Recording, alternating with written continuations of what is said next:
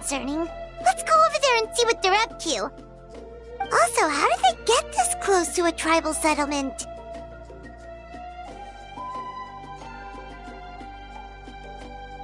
Huh.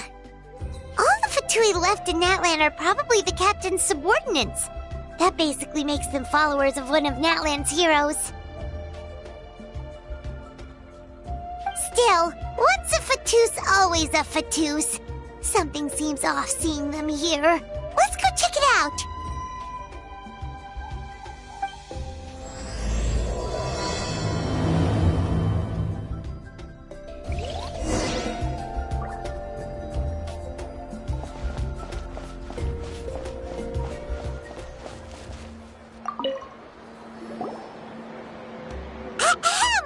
What are you guys doing here? Following orders. If you have a problem, take it up with our employer. Hey, what's with the attitude?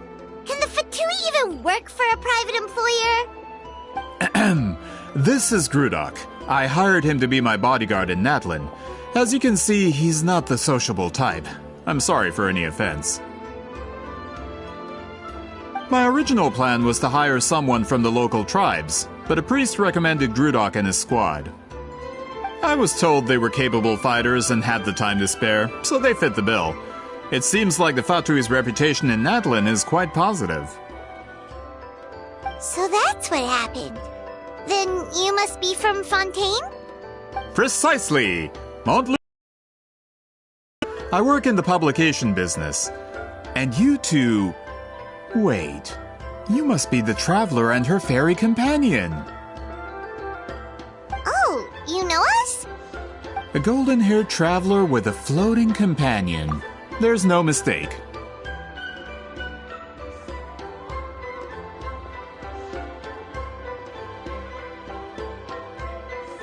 Your exploits in Fontaine have all the makings of a best-selling series. I'd be a failure of a book merchant if I couldn't recognize you. Wow, we're really famous at this point, traveler.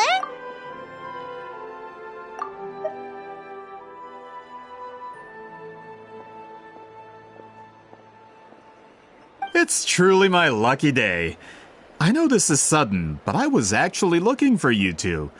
You see, I have a favor to ask. So, you chased us all the way to Natlan? That's a little creepy. You'll be generously rewarded, I promise you.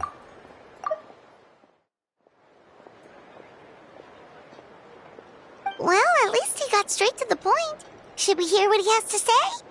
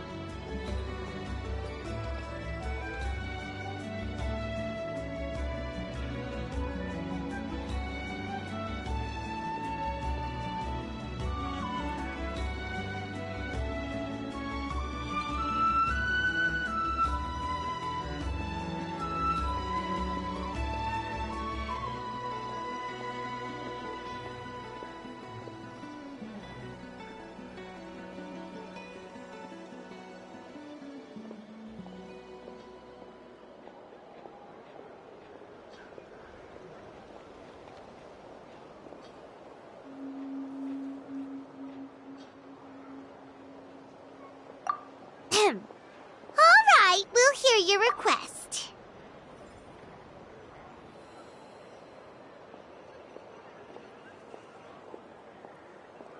You know the great shaman Sitlali, right? I need her help with something.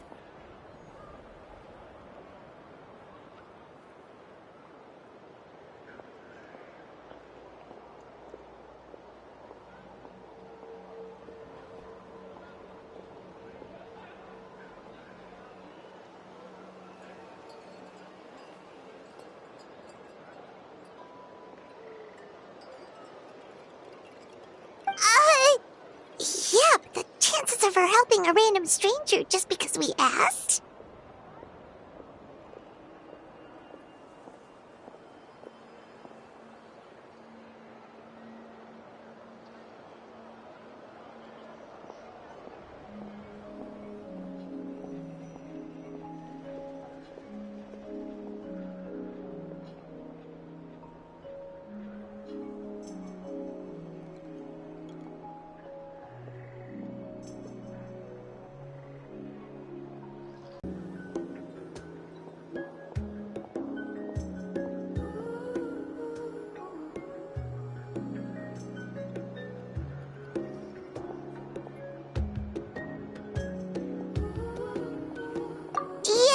See, Lolly really doesn't like dealing with strangers.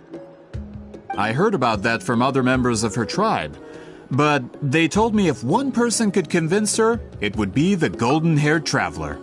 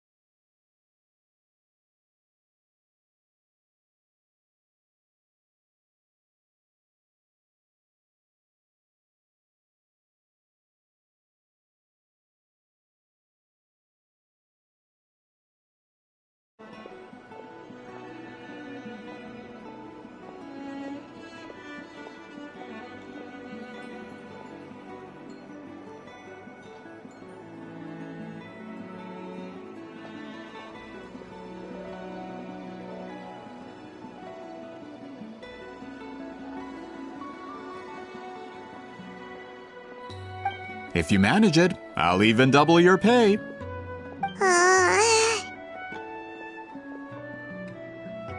Oh yeah, we should definitely get to the bottom of that first. It's kind of a long story, and there's tribal history involved, so you should hear it from an expert. Alie, if you could. Of course. I don't often have an eager audience for this kind of thing. Nice to meet you. The name's Alie. I'm a researcher from the Fontaine Research Institute. Unlike most researchers, I have a keen interest in ancient ruins. That's why I was invited to join Monsieur Montluçon's team. Have you heard of the legend of the great shaman Huitzilin? Yes, according to local records, she was a color mystic who lived over 200 years ago, and the most adept in her tribe at using that particular technique. Out of all of her exploits, her most celebrated is the Battle of Seven Colors. According to legend, the battle was triggered by an abyss invasion, one of the most brutal in Natlan's history, even from a greater historical perspective. Amazingly, Natlan was able to turn the tide despite being at an extreme disadvantage. The key to victory was none other than a color Huitziling created on the battlefield. The color was extraordinary, illusory in appearance while also seeming to possess physical form. Legend has it that Huitziling used the color to construct a magnificent maze on the battlefield and trap all the enemies inside. This allowed her allies to launch a counterattack and ultimately secure victory.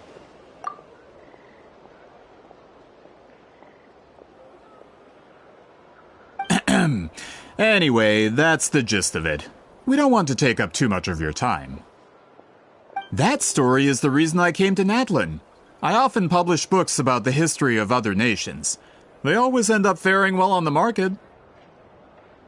When I heard this story for the first time, I wanted to include it in my next collection, but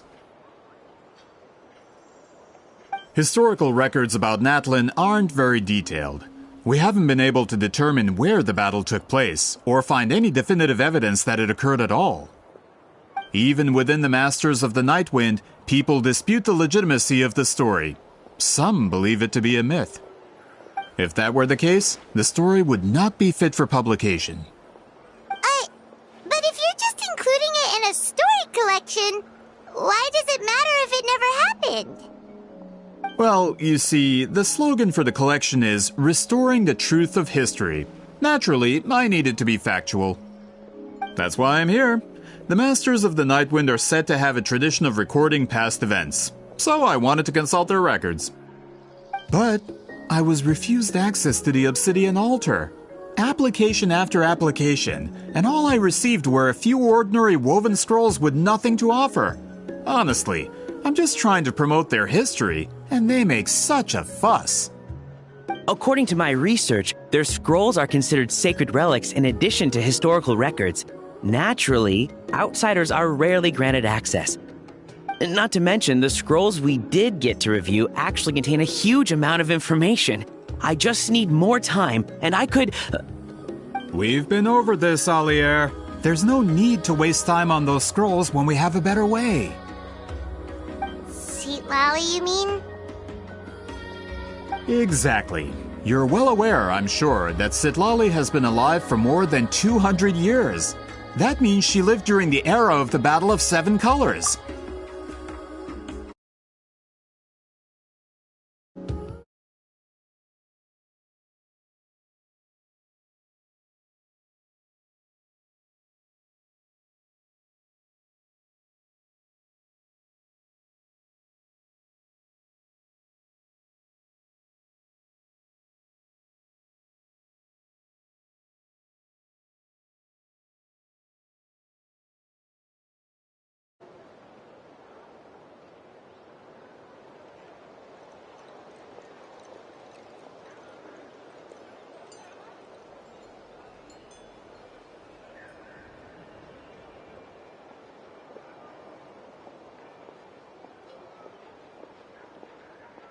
If she agrees to be my consultant, then no other historical records are necessary. Oh, that's what you want. So, what do you say? I'll quadruple the pay if it helps sweeten the deal.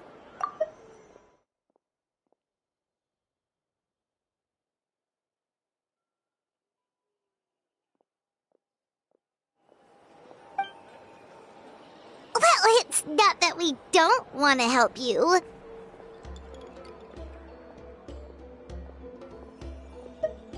Oh, right! The duty the chief gave us has a lot to do with Huitziling. Who knows? The Battle of Seven Colors might lead us in the right direction.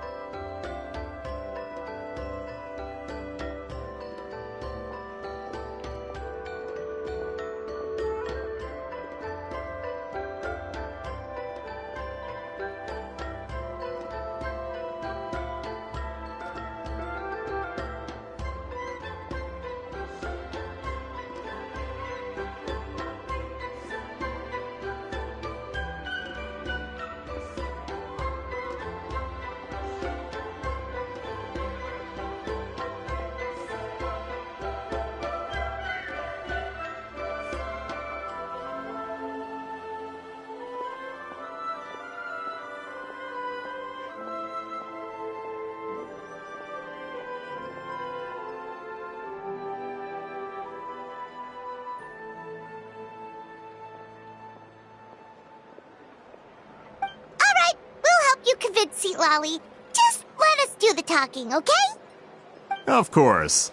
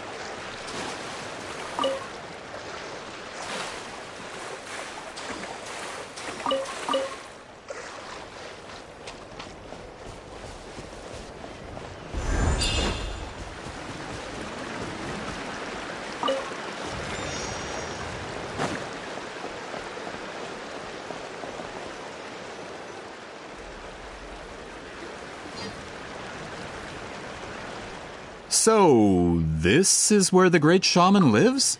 A bit far from civilization, isn't it? I hope the person who pointed us in this direction wasn't mistaken.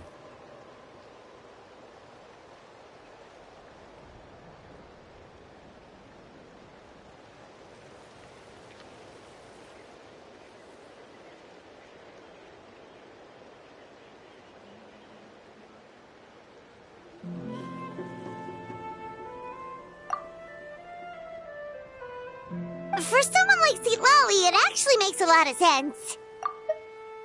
So, this is where the great shaman lives? A bit far from civilization, isn't it? I hope the person who pointed us in this direction wasn't mistaken.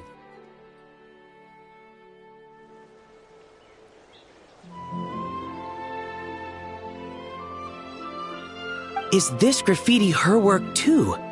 I wonder if it's a cultural practice. If I could just copy it down, We're here for a reason, Alier.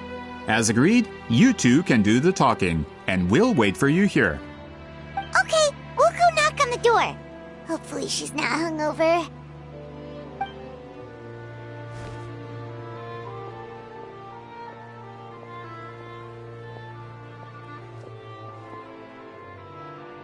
Seat Lolly?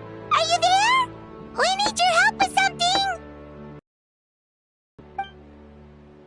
Oh, no response. Maybe she's not home. Oh, Granny Eatsley? Are you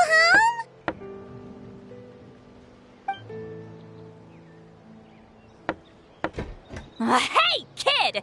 If you're here to challenge me, book an appointment first.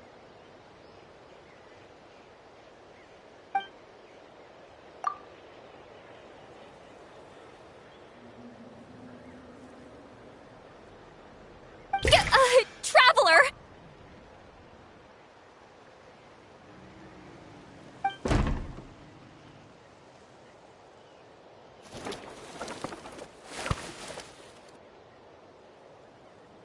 Looks like we came at a bad time.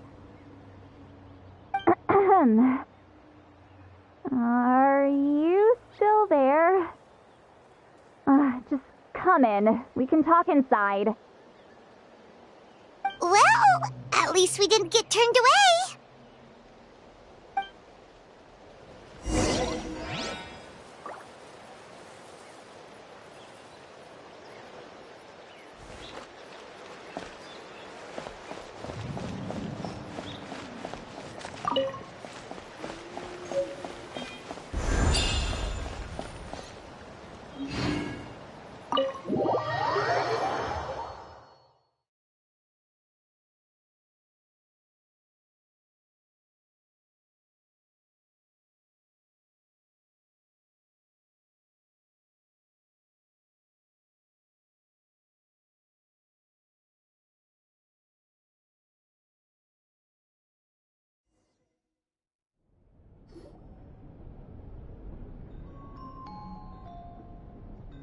Huh.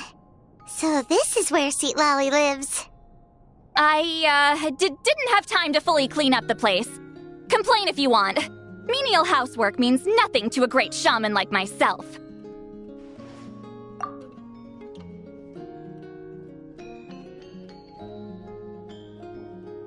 Besides, in light novels, people who keep everything neat and tidy are always too boring to be the protagonists. Also, I'm not a hermit. I'm just above superficial rules of societal etiquette.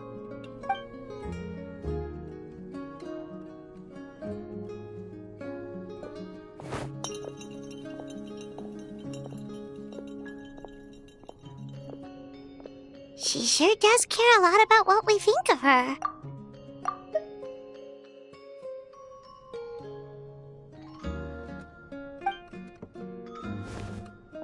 Oh, and that spell I used to transfer my senses to you?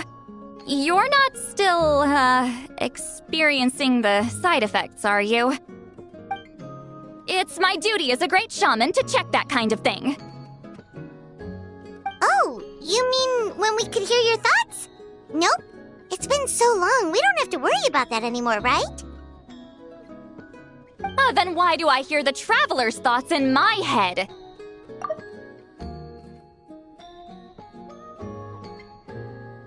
What?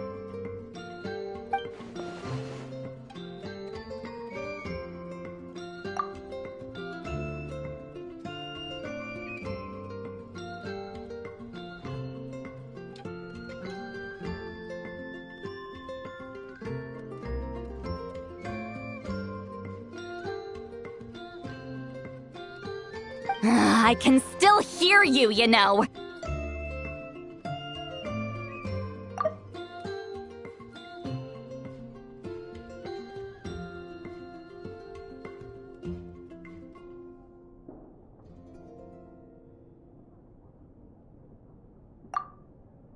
Don't bother. I'll find a way to fix it. First you hear my thoughts, now I'm hearing your thoughts. It was just a simple spell. I use it on you and now it's on the fritz. Forget it. Just tell me why you're here. Well, someone asked us to ask you to be their consultant. They have questions about the history of Natlan. So they asked the hero of Natlan to put in a good word? Sounds like they know I don't usually trouble myself with other people's problems.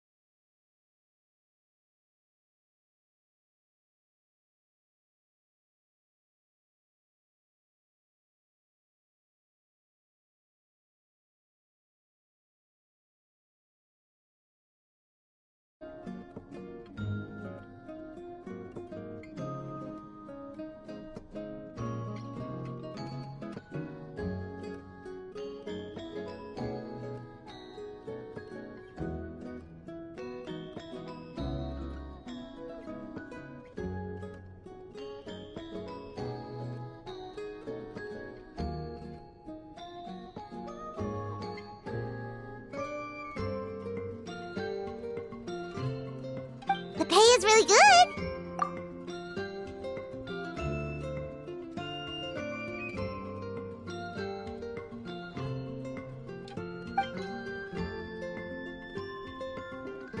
Doesn't matter. I'm busy. She sure doesn't look busy. Paimon knew this wouldn't get us anywhere. From you? Yeah, we were given a sacred duty to help your tribe weave a special scroll. Huh? So, you're the appointed ones this time? We were surprised too. After all, we have no idea how to weave a scroll like that. But with Chef Biram's help, we were able to make some progress. We still haven't succeeded, but we learned that the key to weaving the scroll is a special kind of color. The historical event those men want to ask about also involves color. If you help them, you might end up helping us too.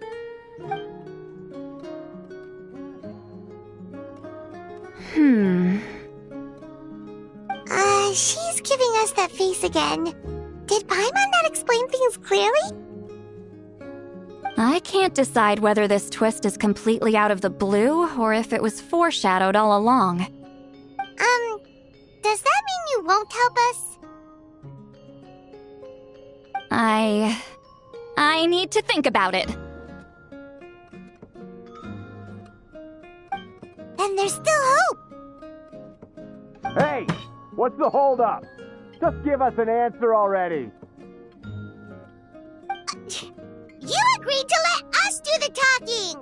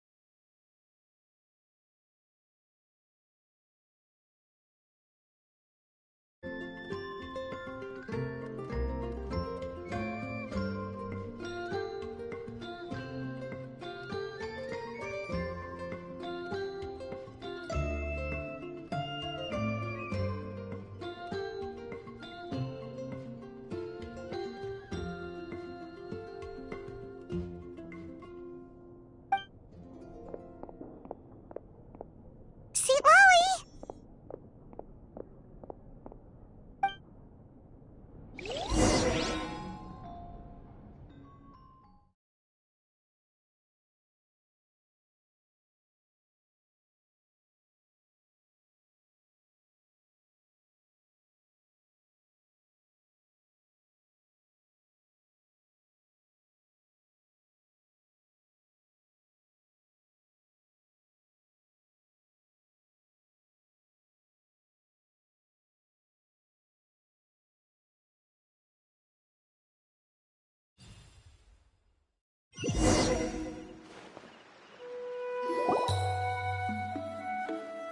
Stand down, Grudok! As your employer, if I tell you to wait, then you wait. Understood.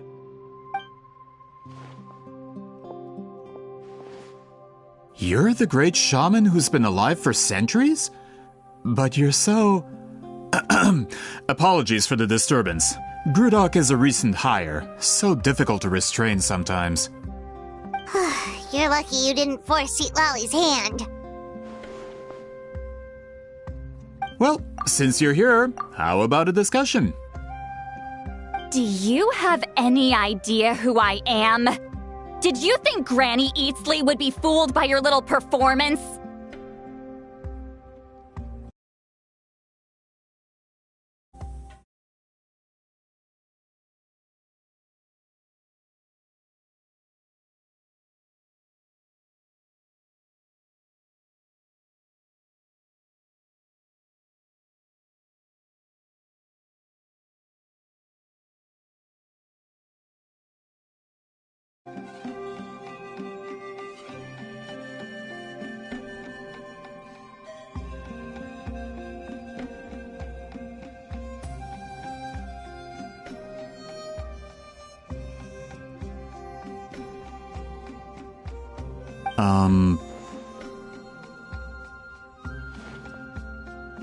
I have no intention of speaking to you.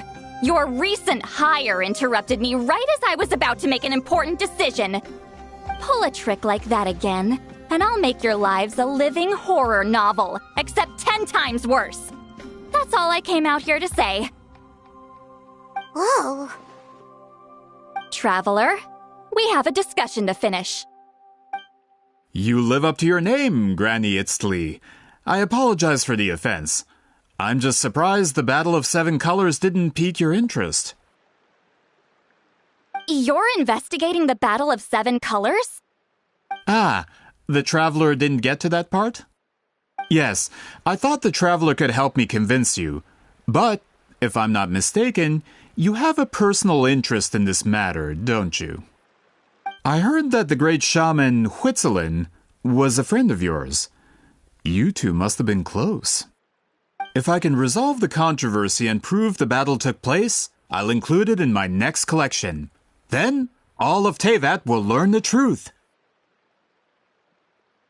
With your support, your friend's heroic deeds will once again be known throughout the land. Inspiring, don't you think? If this is really about that duty, then... fine. I'll help you.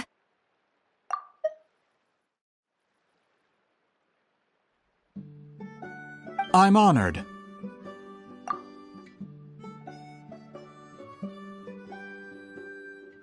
Save it. I agreed to help the Traveler, not you. You'll just have to leech what you can.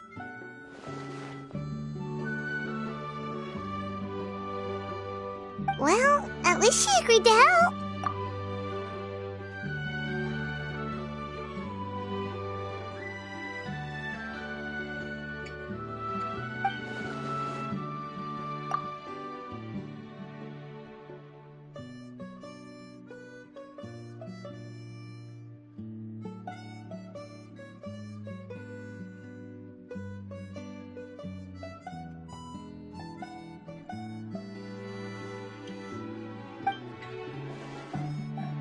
Who are you calling heartless?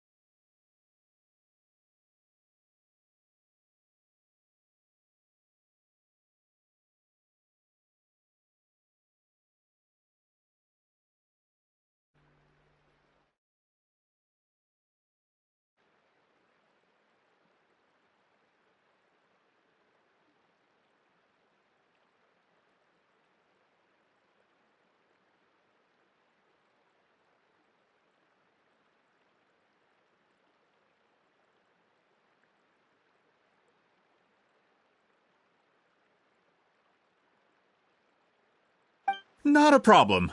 I always planned to work with the Traveler.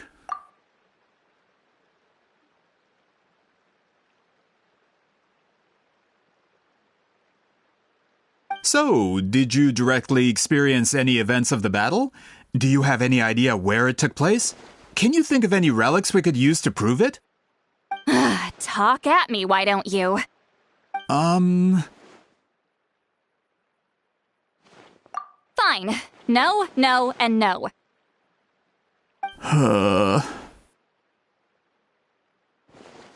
I did live during the same era as her, but that doesn't mean we experienced the same events. I've lived a long time, but I'm not a walking encyclopedia. You decide the angle of your investigation, and I'll provide answers if I'm familiar with the subject. All right. Even if you didn't witness the battle yourself, you still lived through that era. Your insights are very valuable. Alier, you had an idea about where to start, yes? Oh, well, my plan was to consult the members of the tribe in charge of recording history. Then, let's start there. Traveler, What do you say to officially working together? After all, it appears I can only get Miss Citlali's help through you.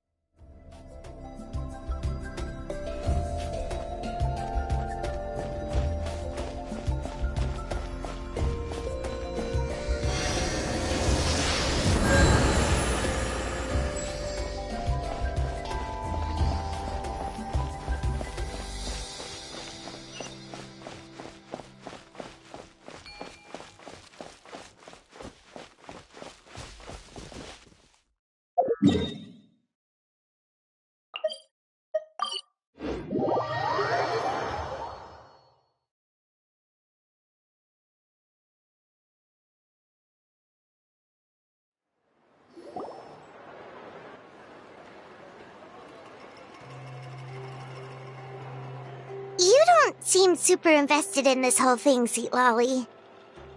The Battle of Seven Colors is something I've only ever heard about. I know as much as anyone else in my tribe. But how? Weren't you alive when it happened?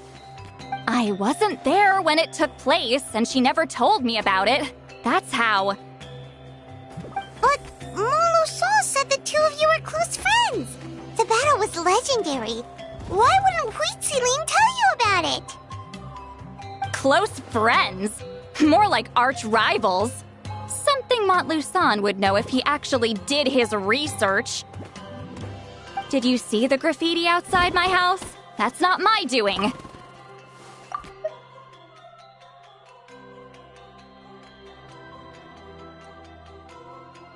All students from Huitzilin School of Shamanism must pass an extremely difficult trial before graduation, defeating me in battle. Those graffiti drawings are how they challenge me. Of course, none of them ever succeeded. So, after Huitzilin's death, her students had no choice but to modify the requirement. Instead of defeating me, all they have to do now is last long enough. As my rival, Huitzilin only had one achievement that surpassed my own, and that was the Battle of Seven Colors. I can only assume she had some kind of secret technique at her disposal. It makes perfect sense that she kept it from me. I'm a fast learner. Telling me about the technique is no different than handing it to me on a... As if she would give away her one advantage. Oh, that makes sense. Anyway, all of that is secondary. Like I said, I'm only here to help you fulfill your duty.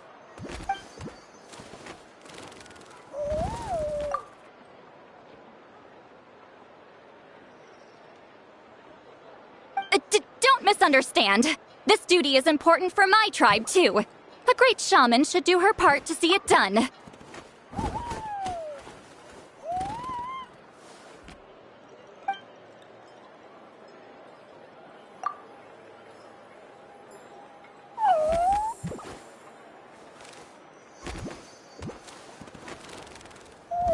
Excuse you? I fail to see what housekeeping has to do with my duty as a shaman.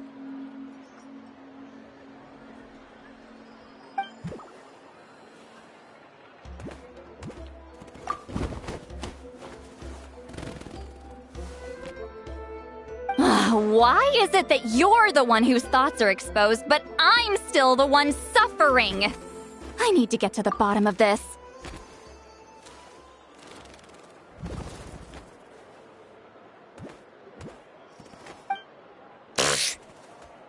Excuse me, great shaman, but we have a situation over here.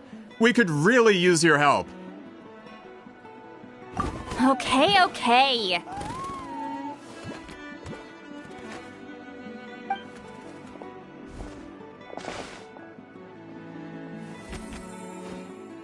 Of course the Battle of Seven Colors happened. The woven scroll proves it. Wheat Ceiling used a mysterious color to construct a maze and trap the enemies inside.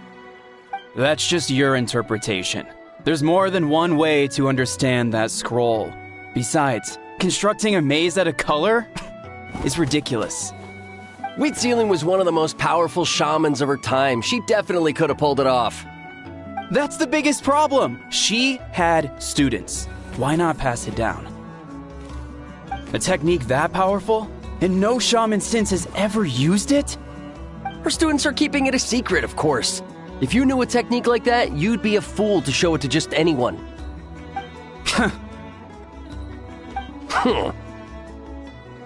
Oh, I didn't mean to cause an argument. I just wanted to ask, is there anything we can use to prove the battle took place?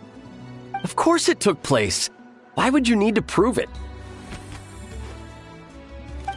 You'll have to excuse him. Some people in our tribe insist on clinging to outdated views of history.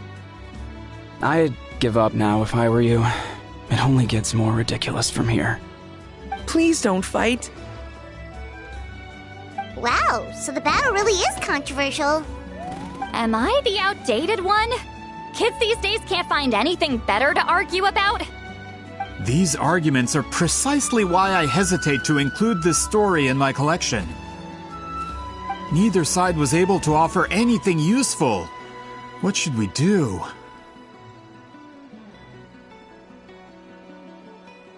Wheat Ceiling was a passionate teacher. We were opposites in that sense. The technique she used in the battle must have been her masterpiece. There's every reason to pass it on. Still, if the technique is powerful enough to single-handedly stop an invasion, it also makes sense that her disciples would keep it a secret. We should check with the students from her school. If we can confirm the technique exists, we can deduce certain things about the battle. But as far as I know, most of the shamans from her school occupy high positions in the tribe. Not the type of people outsiders like us can speak to on a whim. Right. The obsidian altar is off limits to you.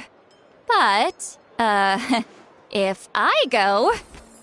Is there a problem? Most of Wheat Ceiling's students are respected priests in the tribe. But that means they had to go through me. Or try, at least. I, of course, humiliated them from a young age. Those who hold the position now are the ones who lasted long enough before I wiped the floor with them. If I show up without warning, they'll run for dear life. That's not gonna get us any answers. Yeah, Paimon can see it now.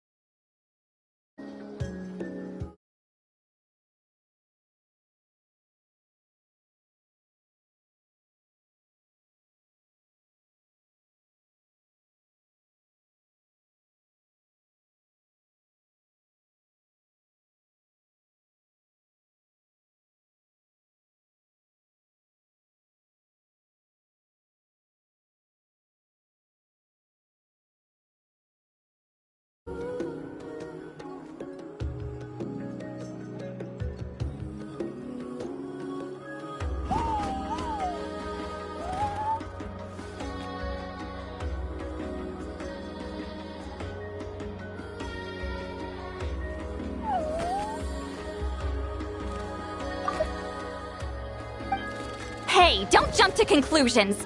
That was just a metaphor.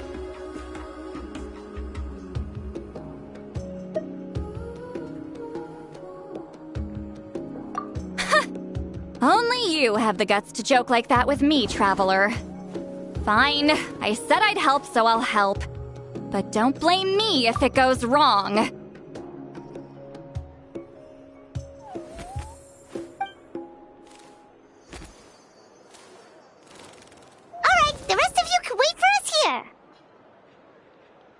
We appreciate the help.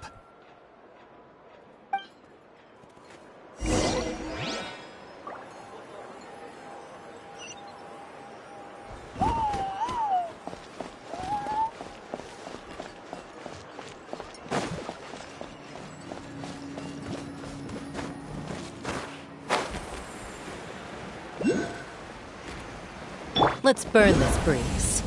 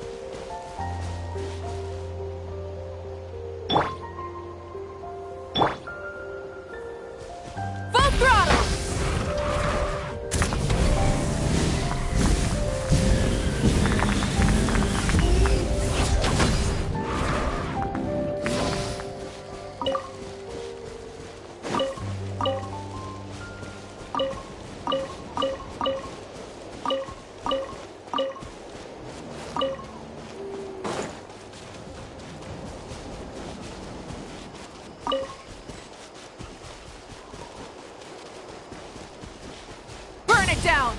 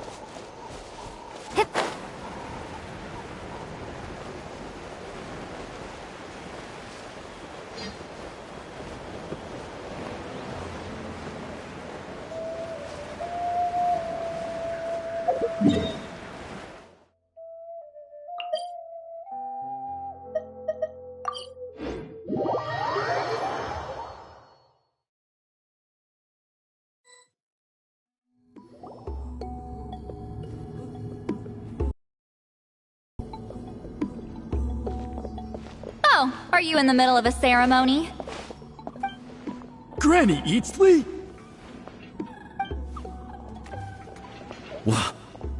What is she doing here? Did some coward not show up after challenging her to a fight? Or is she here to officially take over the tribe?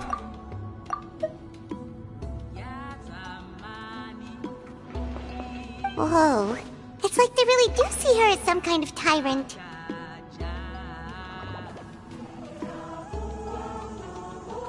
No matter what, we'll defend our dignity as priests to the end! Ugh, you talk a big game for someone who lost to me the most out of the entire priesthood. What? All I want is to ask some questions. So, you're here to interrogate us? Someone didn't sit pretty for their beating? Is that it? You want their name, don't you? We should just run!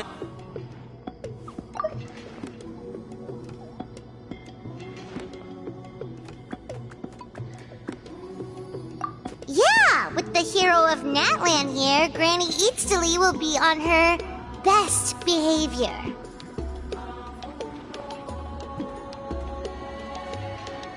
Sure, whatever you say.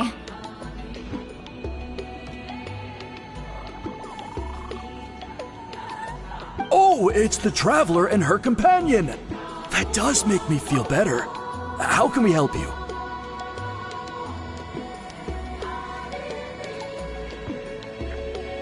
We wanted to ask about the technique you inherited from Wheat Zealing. Huh. So you can eradicate our school once and for all? Disciples of our school have challenged her year after year, just as our master instructed. Sounds like she's finally had enough. Well, you're not wrong. If we want to protect our legacy, one of us needs to run!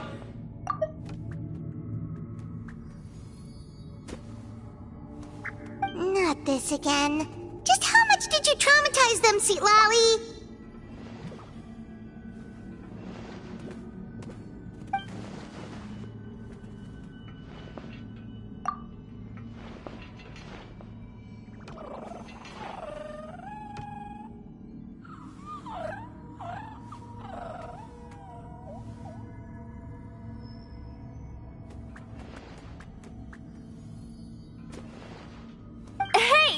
You can't just say whatever you want just because it's in your head. I'm Granny Eatsley. A mere mention of my name and kids burst into tears. Love and respect? No one has the guts for that.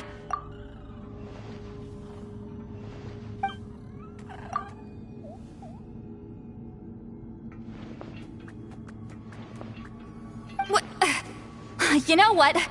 Forget about your duty. We really need to fix this mind-reading situation.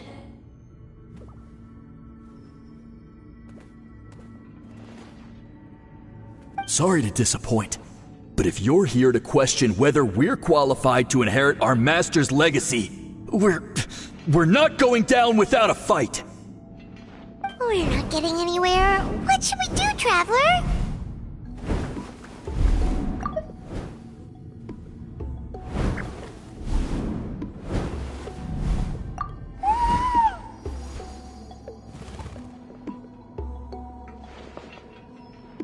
Huh?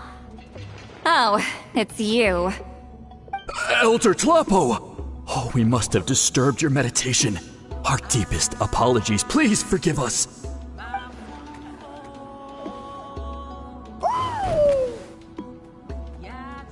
Did Elder Tlapo just issue a declaration? From what I can tell, in a single word, the message was... friend?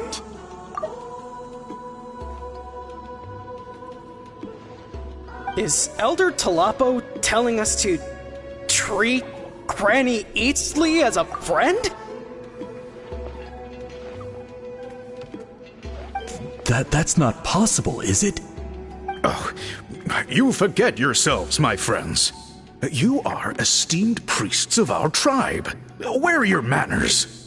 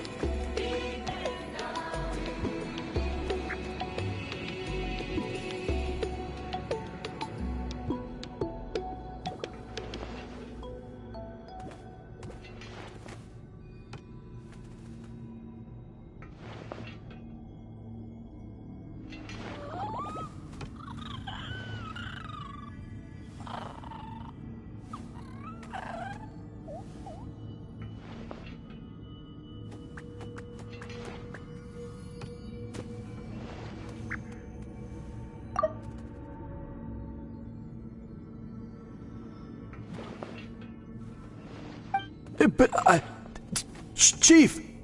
I didn't expect to see you here, great shaman. My sincere apologies for the lack of hospitality. Well, I wasn't exactly planning to come to this crowded place. So you can save the pleasantries, Chief. I'd rather get this over with. Understood. Now, as successors of Huitzilin, I understand your friction with Granny Eatsley. However, Elder Tlapo's declarations have always showed us the correct path. You would do well to respect his counsel.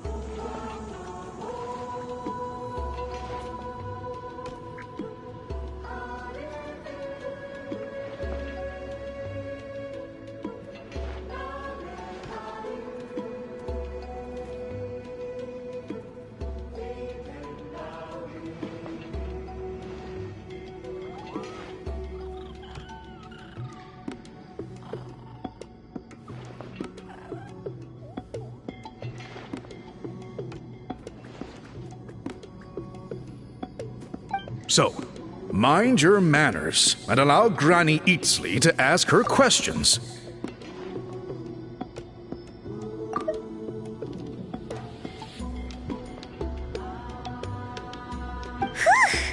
Good thing Elder Tlapo and Chief Biram are on our side.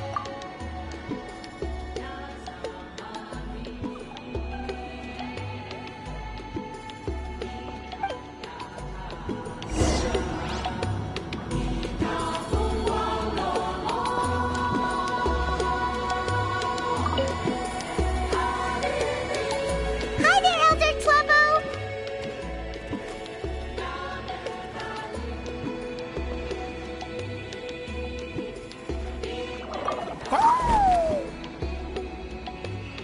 Hey, he seems pretty happy to see us. He's... Scroll, right? He's the one who put you in charge of the scroll, right?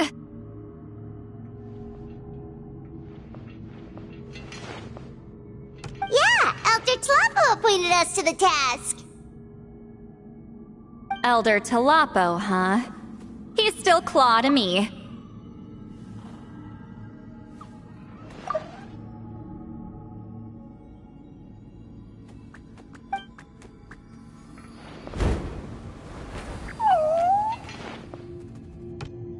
Hey, don't pull that cutesy stuff with me. You're an Iktomi Elder now. You occupy an eminent and important position within the tribe.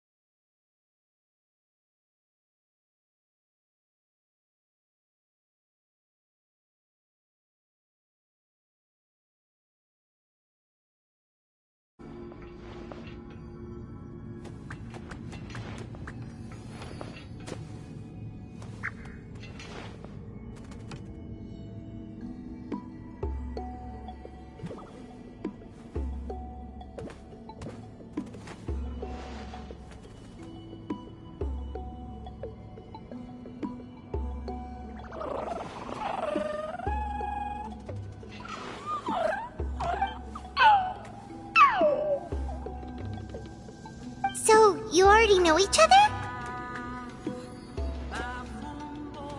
Claw was only this big when we first met. He was Witzelim's Saurian companion back then.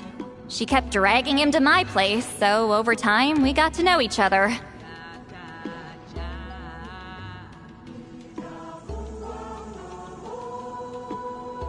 She only came to my place to fight me. But at the same time, she always claimed to be my friend. She was the only one who dared to try, at least. Well, you've lived a long time. You've probably made a bunch of friends over the years, right?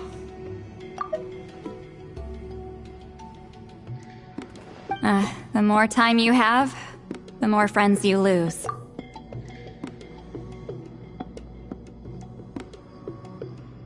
Oh,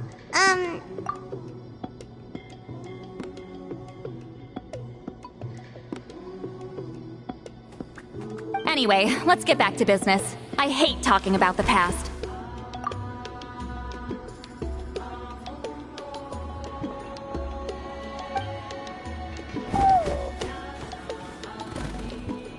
Oh, 200 years and you still haven't given up, Claw?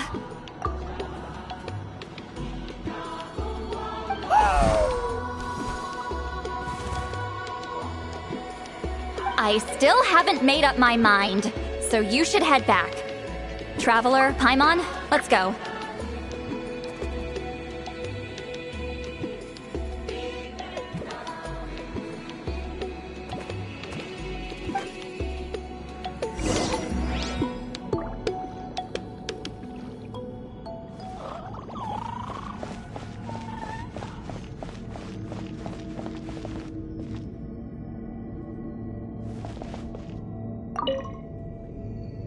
Why does Granny Eatsley want to question us all of a sudden? Should we plan our answers in advance? That brutal graduation exam. It's all coming back to me. You heard the chief. There's no running away.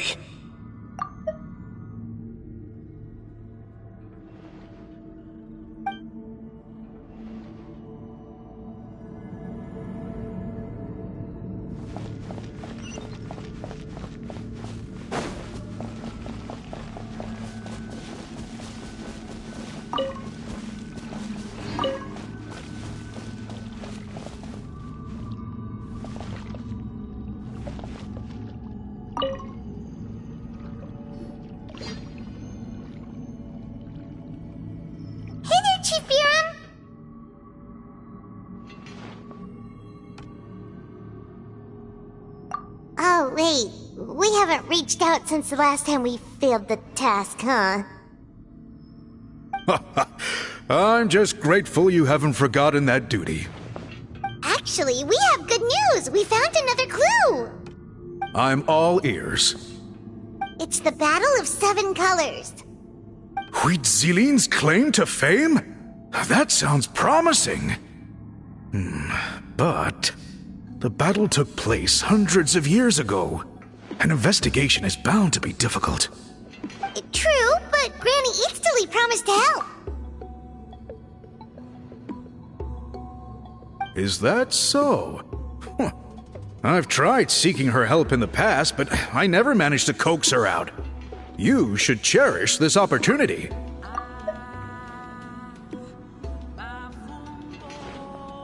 Hey, don't complain! None of the previous chiefs succeeded either.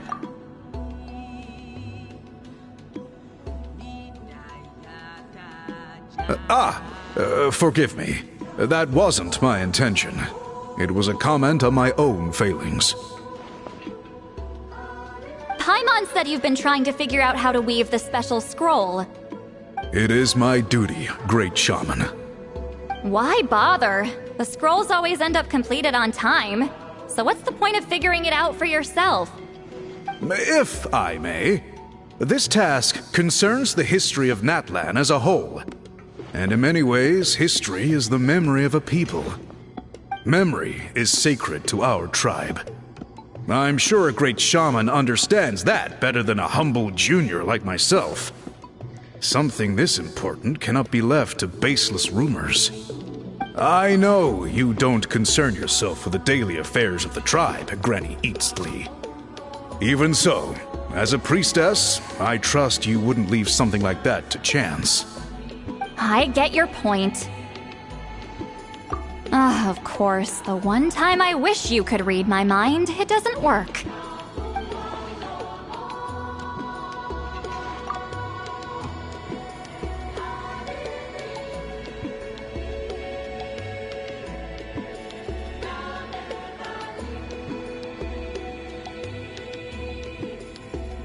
No, that's not it!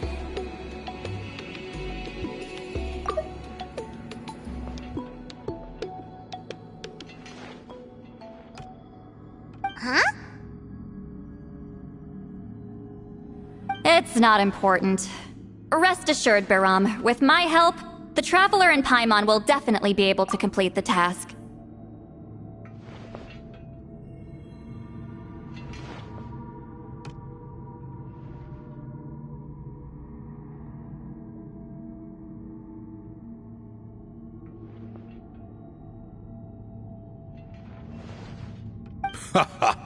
You have my thanks, then.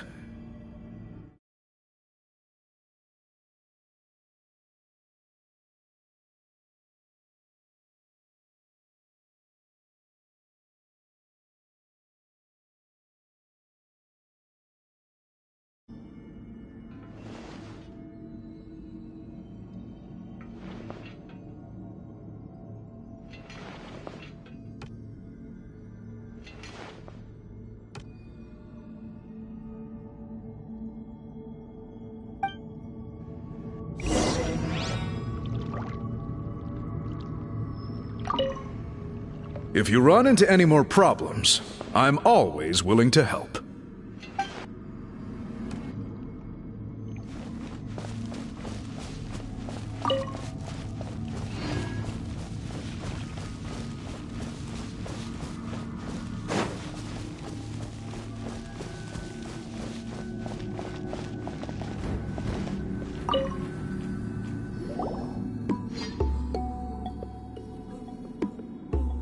Huh.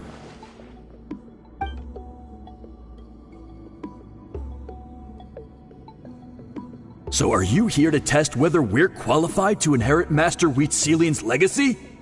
You've already been tested, haven't you? Well, frankly speaking, I don't think any of you are qualified. But that's not why I'm here. All you need to do is be good and answer my questions.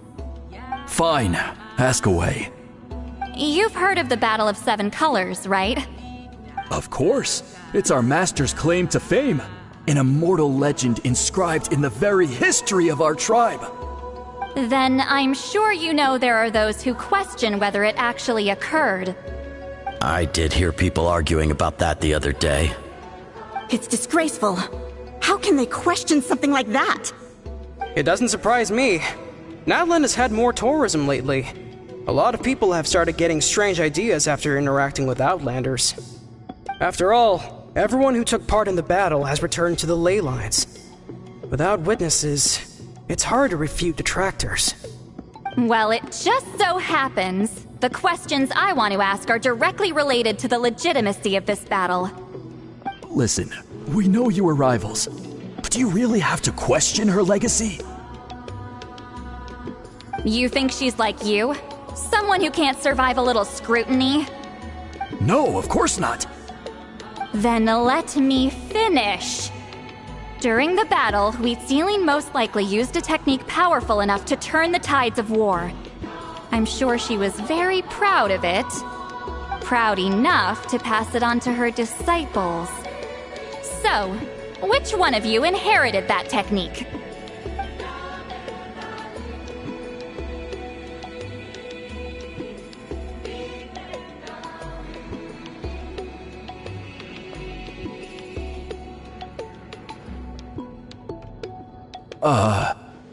I don't think any of us have heard of it. Listen, I'm not trying to take it for myself, so be honest. With or without it, I can wipe the floor with any of you. Yeah, no objections there. But I'm telling the truth. None of us have ever heard of that technique. What's wrong with her? Why would she let it go extinct? Master's body of work is massive. No one student could hope to learn all her techniques. Mastering just a few already takes a lot of effort. Master had no choice but to recruit many students, split up what she knew into different portions, and pass it down through various individuals.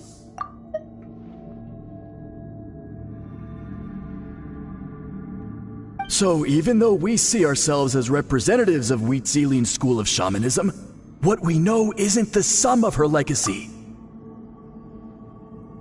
Actually, I know of a shaman family that inherited some of Master's techniques. The family fell on hard times and lost the right to the priesthood. Still could be worth a shot.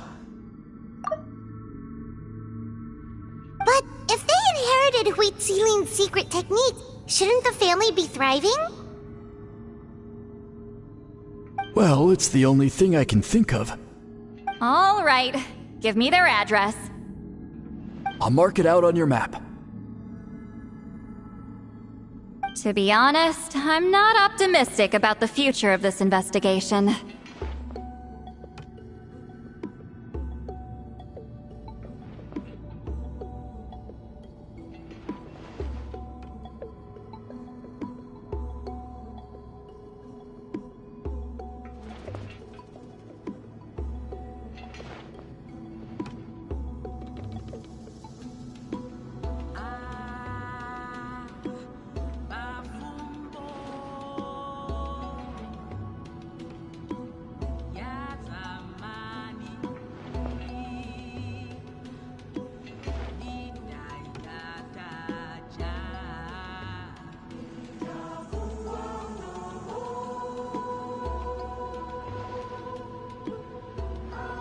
That's because the request came from you.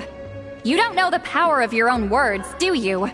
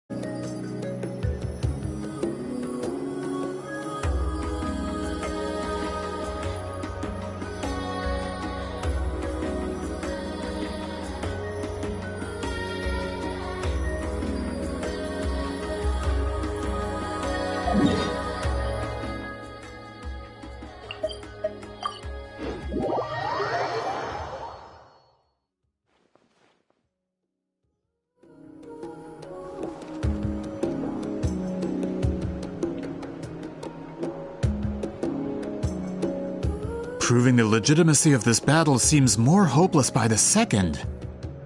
Nothing we can do about that. Well, even if our investigation ultimately proves the legend to be false, that's still a worthwhile result. Although I'm here for business purposes, I have a personal interest in this as well. I'm drawn to matters of historical truth. That's exactly why I chose to follow you, Monsieur Montluçon. Listen, I'm just updating you on the situation, not asking for your opinion. I don't really care whether you continue your investigation. Traveler, you came to me for help with your scroll-weaving duty, right? You thought looking into the Battle of Seven Colors could give you answers. That's understandable. But based on our progress, I'd say this is a dead end.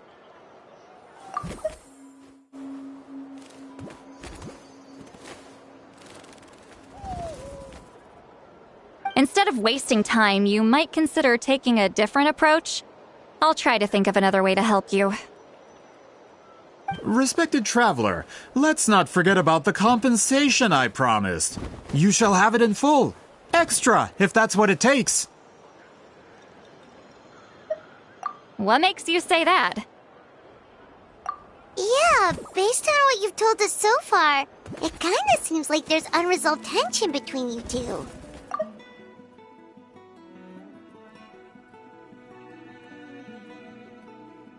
You think so? She claimed to be your friend, but picked fights with you non-stop, and never told you about her biggest accomplishment. By figuring out the truth behind the battle, maybe we can finally help you get closure. Closure? I'd say we're 200 years too late. But fine, if you want to keep investigating, be my guest. Ah, that's wonderful news. Alright, let's go visit the shaman family.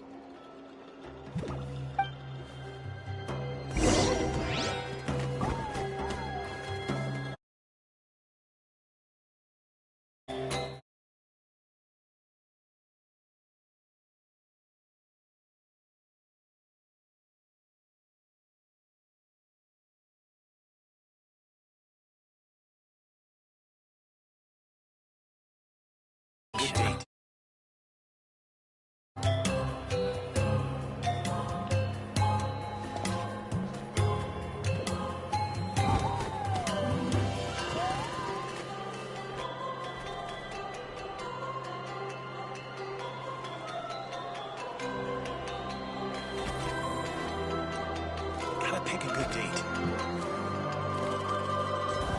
Gotta pick the right location.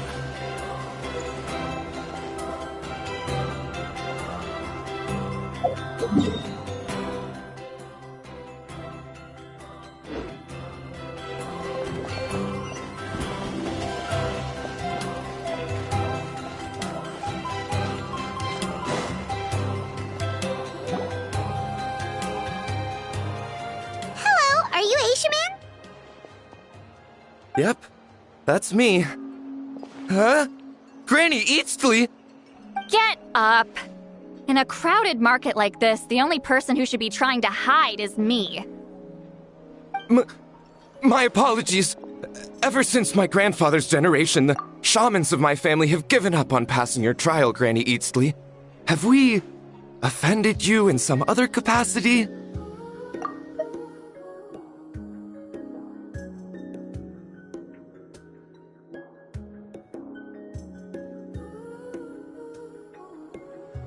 Man, this is generational trauma at this point. Whenever I misbehaved as a kid, Grandpa would tell me about the thrashing he received from Granny Eatsley. I still get nightmares about it sometimes.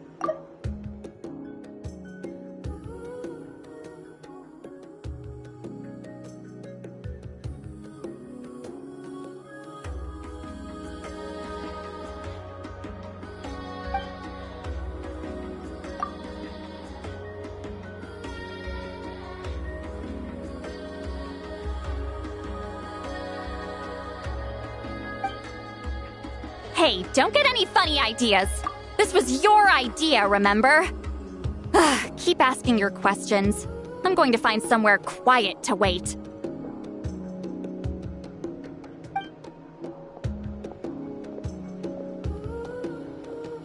Okay, so your family studied under Wheat Ceiling, right? Yes, although that pretty much ended with my grandfather's generation, unfortunately. The techniques my family learned from Wheat Ceiling didn't have much practical use in terms of tribal affairs, so during my grandfather's time, we quit the priesthood. Turns out, shaman techniques aren't that useful outside the priesthood either. So over time, we abandoned them altogether. Of course, it's possible that we were just too foolish to understand the true power of those teachings. After all, Wheat Ceiling was a genius. None of her students have been able to fully reproduce her talent. Do you know which techniques were passed on to your family? I'm not sure. As a kid, I remember hearing my grandfather talk about them, but it's not like I can use them myself. Just think about it for a sec. Do you remember anything about a technique that can decide the outcome of a battle? Decide the outcome of a battle? No, I don't remember anything like that. Besides, my family wasn't really known for our talent. If a technique like that exists, I doubt Wheat Ceiling would pass it on to us. You might have better luck asking one of the priests. They're descendants of Wheat Ceiling's most gifted students. Well, looks like we're back where we started. Still no definitive evidence the Battle of Seven Colors took place. Alier, do you think we have enough to draw a conclusion? All we have are non-witness accounts. We could put together an interview, but that's not going to hold up in academic circles. Then we have to keep going. Oh, you're investigating the Battle of Seven Colors? Yeah, you know about it? Not a lot, but there's something special about my family. In addition to shaman techniques, Wheat Ceiling's stories were passed down to us as well. Say what you want about my ancestors' dedication to shamanism, but they definitely paid attention to those stories. And of course, the Battle of Seven Colors is the most exciting story of them all. We don't need another story. We need something concrete. Does no one in your tribe understand that? I'm not sure if this is helpful, but the story passed down in my family is a little different from the one told in the tribe.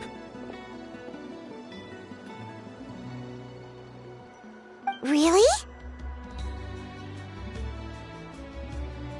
Well, it's Wheat Ceiling's personal account of the events, so it's a lot more detailed.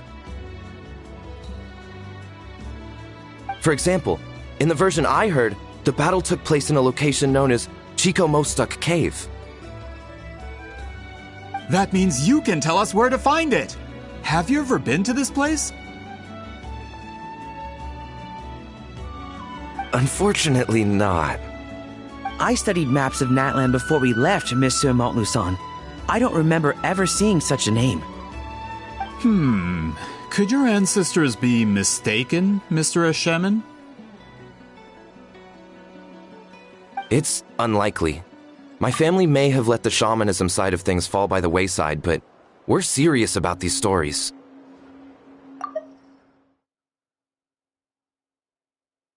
In the words of my grandfather, some things deserve to be passed down more than secret arts. If Whitzelin's version of events differs so much from the general understanding, that makes it even more likely the battle is completely made up.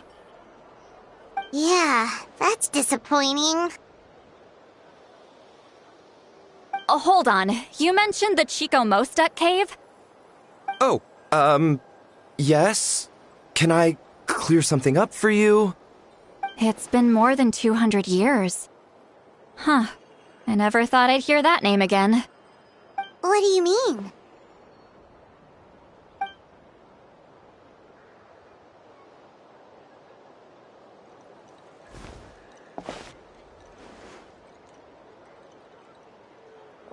That location is now known as the Valley of Fog. The Chico Mostuk Cave is what it was called 200 years ago.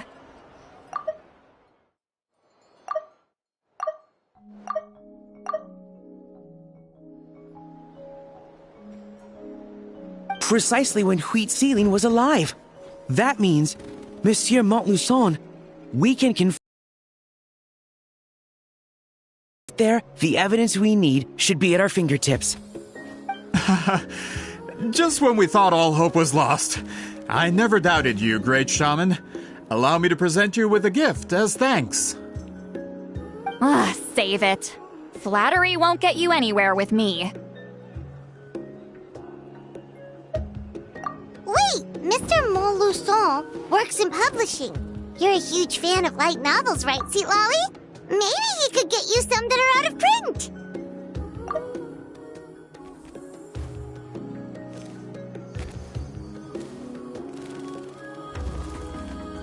Really?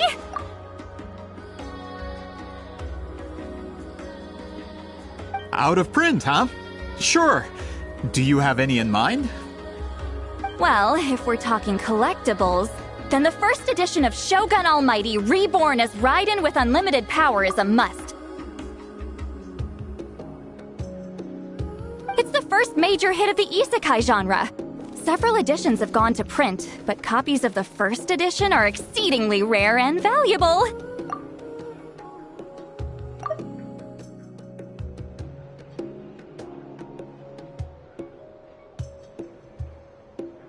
I see.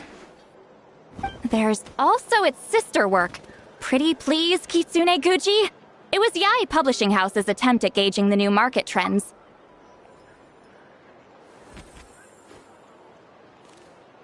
It's opened the door to a new genre after readers grew tired of isekais. The sales speak for themselves. Actually, Yae Publishing House released a limited edition not too long ago, but it's almost impossible to get.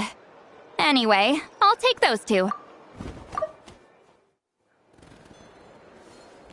Sorry, I'm not sure I caught all that. What were the titles again? Reborn as Kitsune Guji? These two titles are among the most successful and well-known works in the entire industry. You're telling me, as someone who works in publishing, you've never heard of them?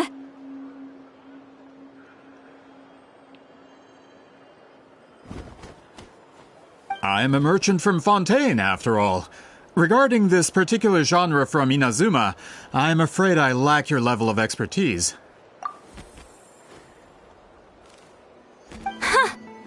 Amateur.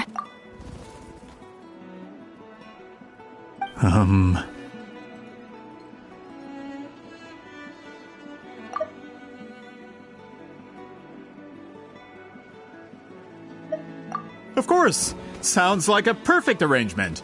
Now, there's no time to waste. We should head to the site of the battle right away. Once we get there, it'll take a bit more work to determine the actual location. Right now, all we have is a general idea. Well, I'm sure Miss Sitlali can help us with that. Have you even looked at the time? It's already evening, and I have important plans tonight. You expect me to work through the night? Well, what do you think, Traveler?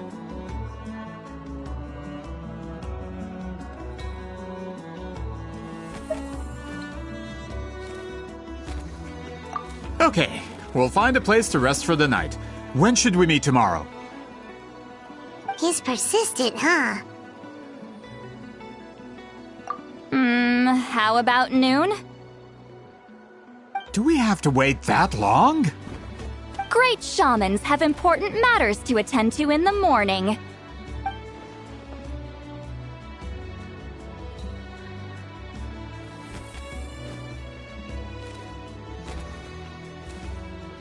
That's only because I have important tasks to complete at night.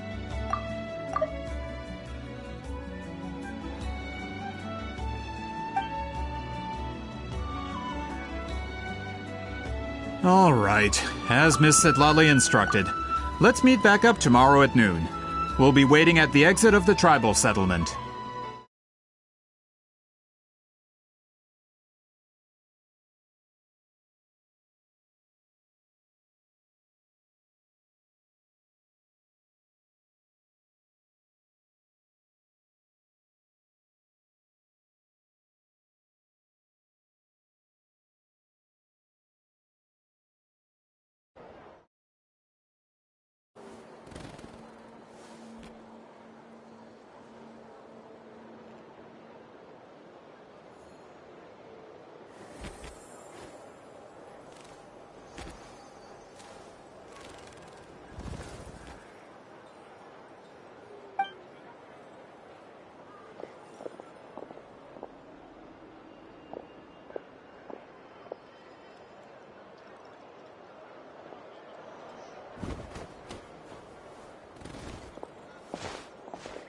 Sorry. I just wanted to ask, is Granny Eatsley satisfied with my answer?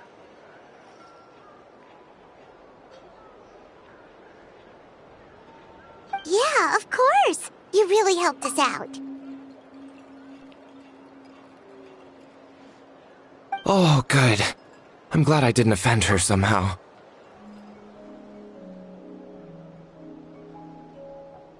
You're really that scared of her? To be honest, Granny Eatsley almost never interacts with ordinary tribespeople like us. Everything we know about her comes from rumors. She's a powerful shaman who's lived for over 200 years. As a great hero, you're probably the only one who isn't intimidated by her.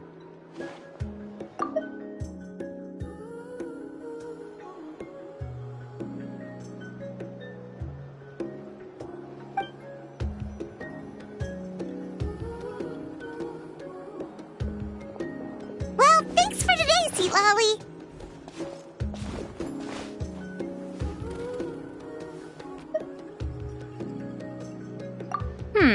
That's quite considerate of you. All right, let's grab a few drinks.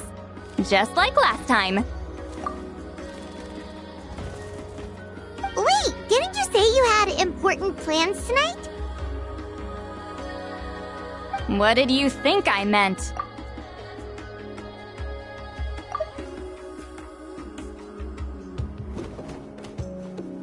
Does that mean you've gone drinking every night for the past 200 years? Now Paimon's worried about your health.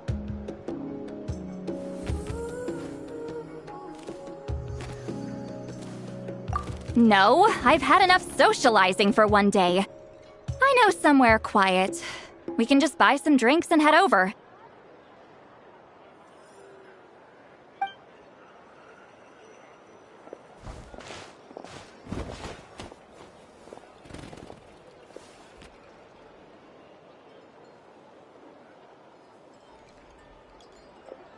Which will also give us a chance to solve the mind reading issue. Considering the necessary spell work, I'd rather do it in private.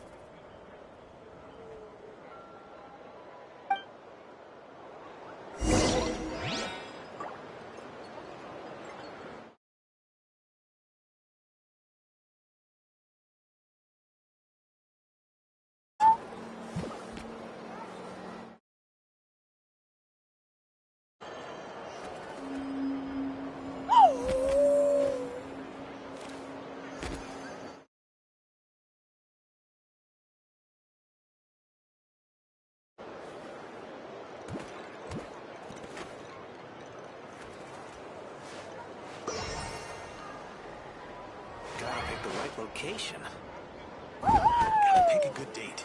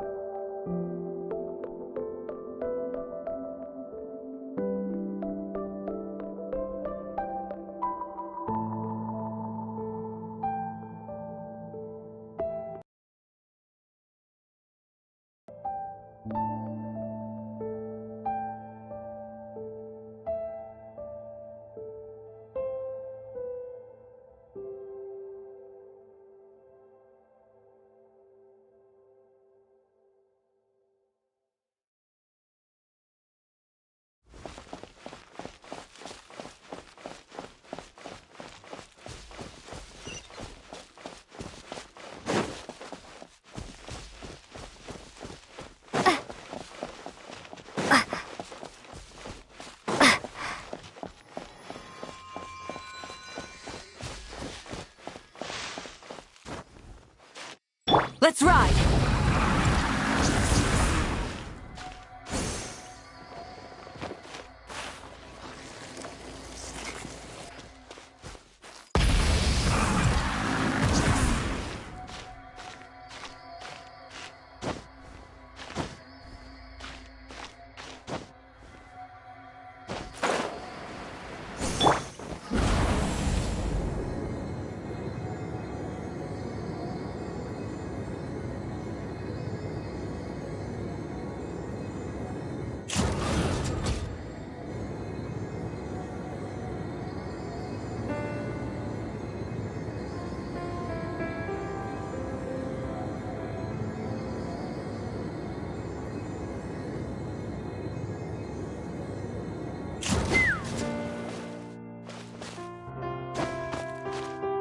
Let's ride! Is this the place?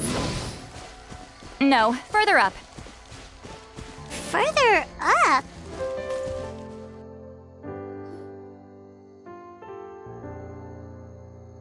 Whoa, this is like a secret base!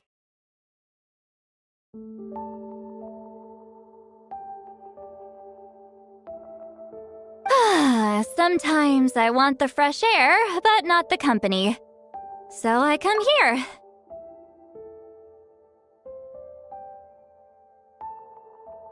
Let's see if my stash is still here.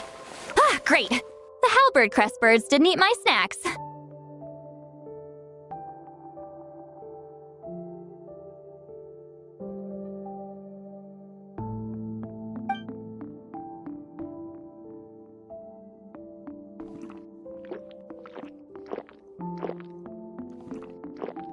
Now for the mind reading issue.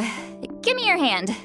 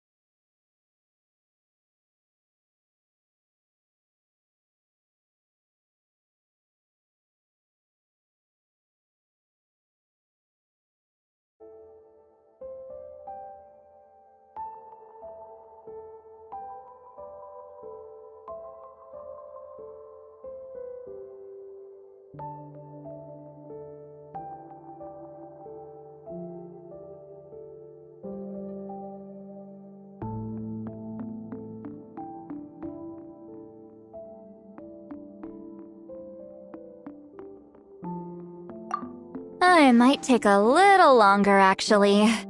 I just need to share my senses, make a clean break.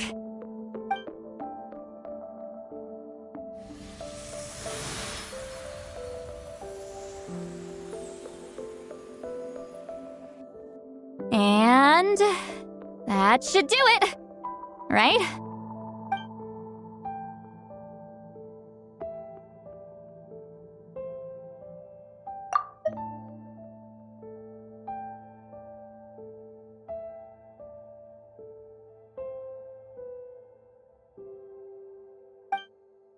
You're not wrong.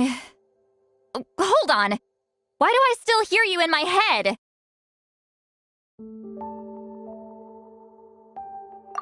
Oh, did I not separate our senses completely? Maybe using my palm isn't enough? Close your eyes.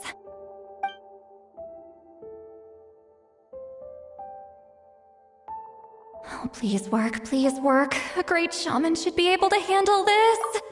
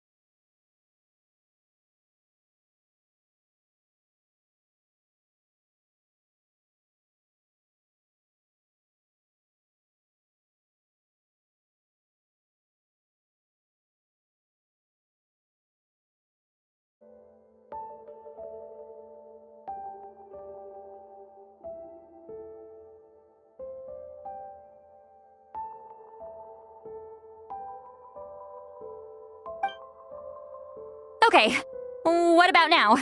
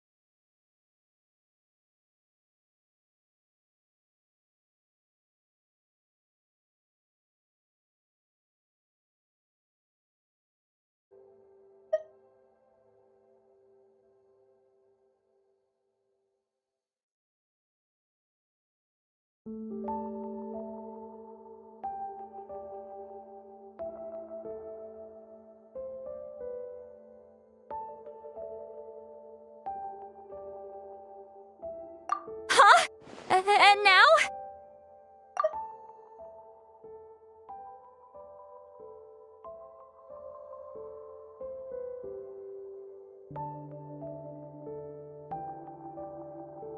Huh. Whenever I try to remove the effect, it just flips direction and gets worse.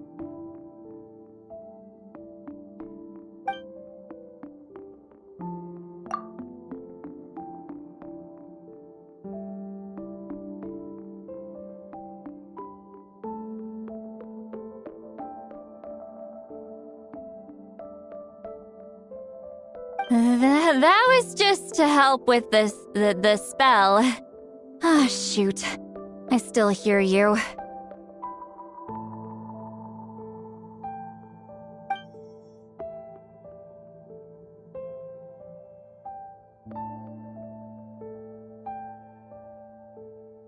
For a human soul, to lose the boundaries of the mind is to drown in the sea of consciousness without a concept of self.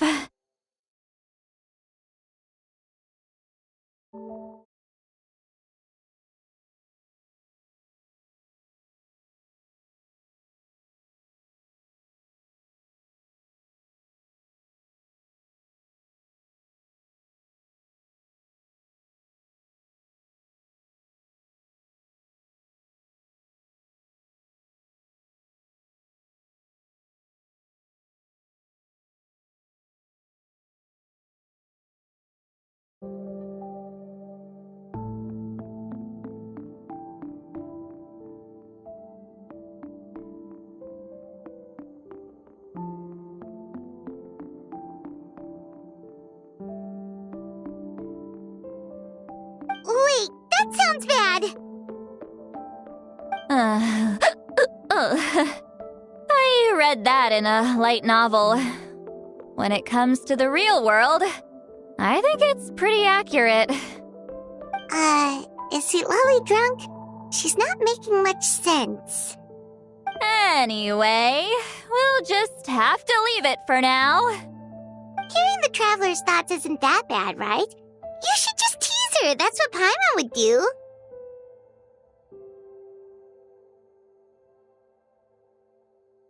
It's just... I'm not good at this. I'm not used to being close to people. Sorry, I said we could be friends, but I guess I'm not ready.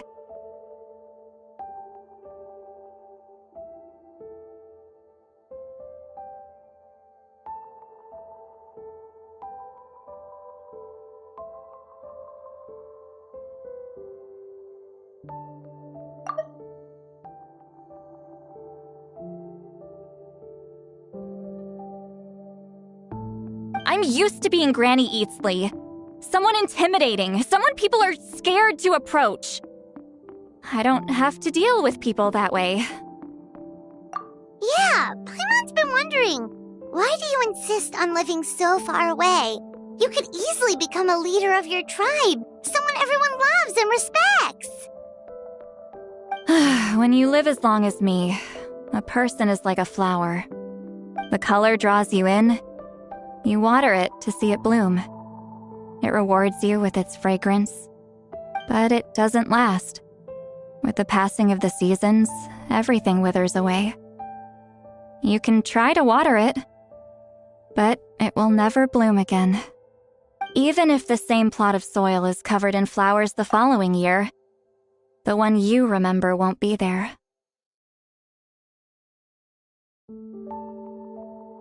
That's just how it is. Most of the people in my life will be gone one day, just like a flower. Getting close means losing friend after friend for hundreds of years, until the weight of their memories crushes my soul.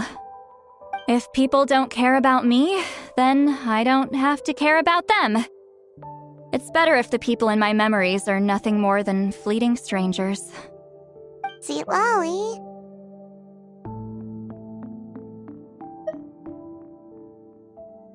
You won't live as long as me, so you don't have to worry about that.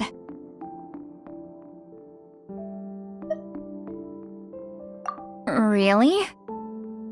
Then you should understand. Nearly everyone you know will be gone one day.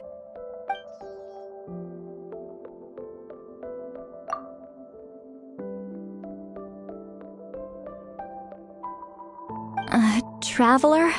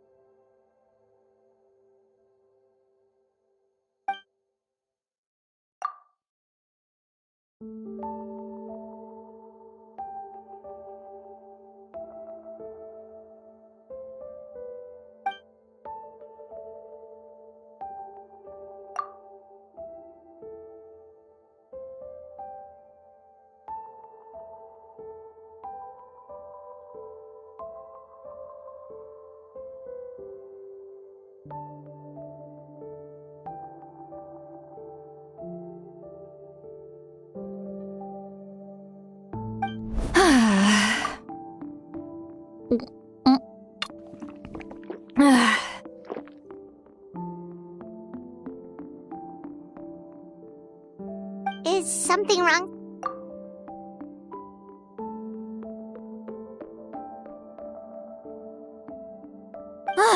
Stupid mind-reading side effect won't go away. It's not like I want to hear you complain about me all the time. Ugh.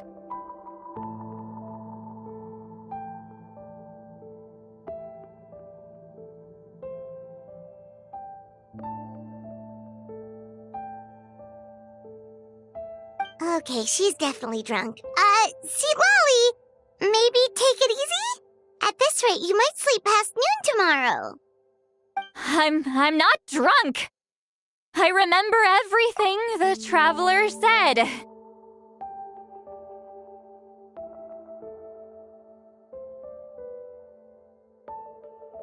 Just gotta think of a response.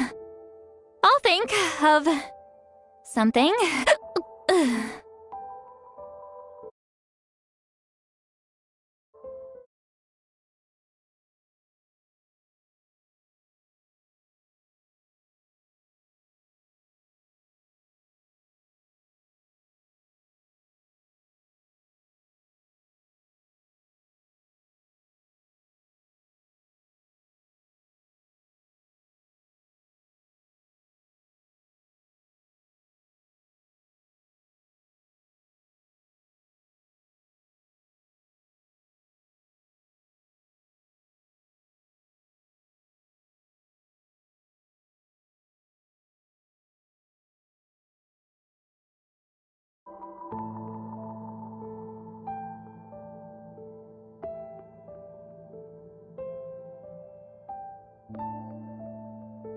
Uh-oh, not this again. Is she asleep? I'm fine. Can get home by myself. Is she talking in her sleep or talking to us? She seems kind of out of it. Bye. Gonna walk back alone. Need some time to think. All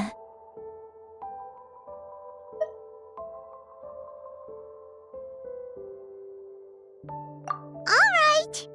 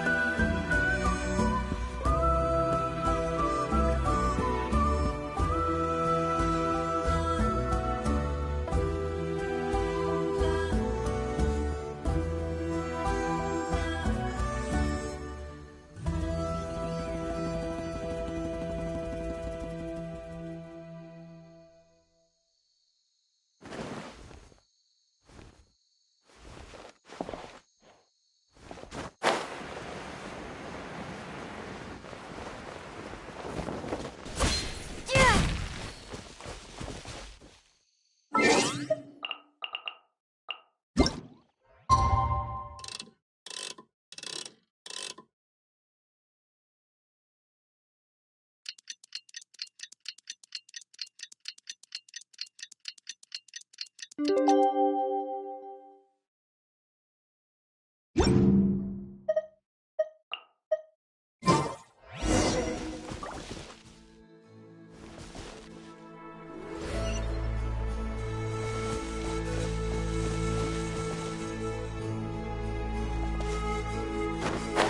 ride!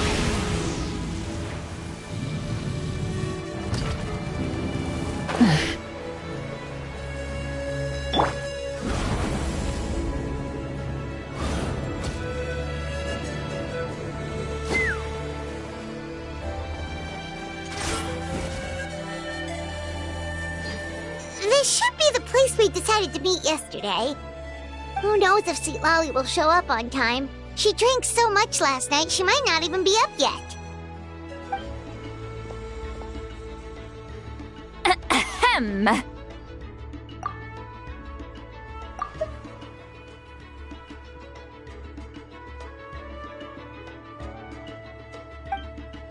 Sweet Lolly! No need to sound so surprised. Drinking is just a way to pass the time. I mastered the art of moderation long ago. Last night doesn't count. It was a minor slip-up, that's all. Anyway, I gave everything a lot of thought, and I think you're right about something. The Battle of Seven Colors holds the key to a lot of the answers I've been searching for. So that's why you're here so early. Traveler, great shaman. Sorry to keep you waiting. Shall we head out?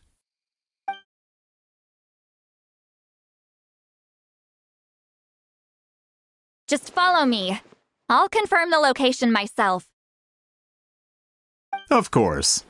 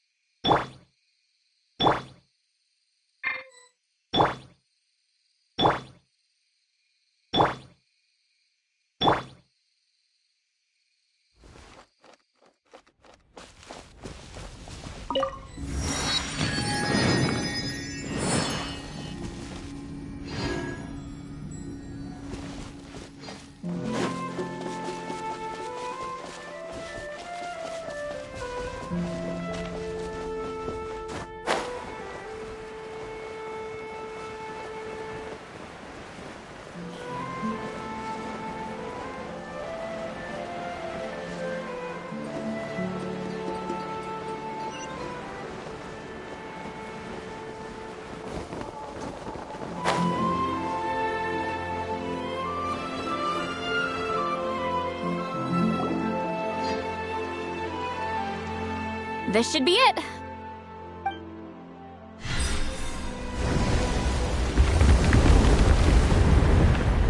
Don't lose focus. Once we get to the actual site of the battle, all the evidence needed for publication will be at our fingertips.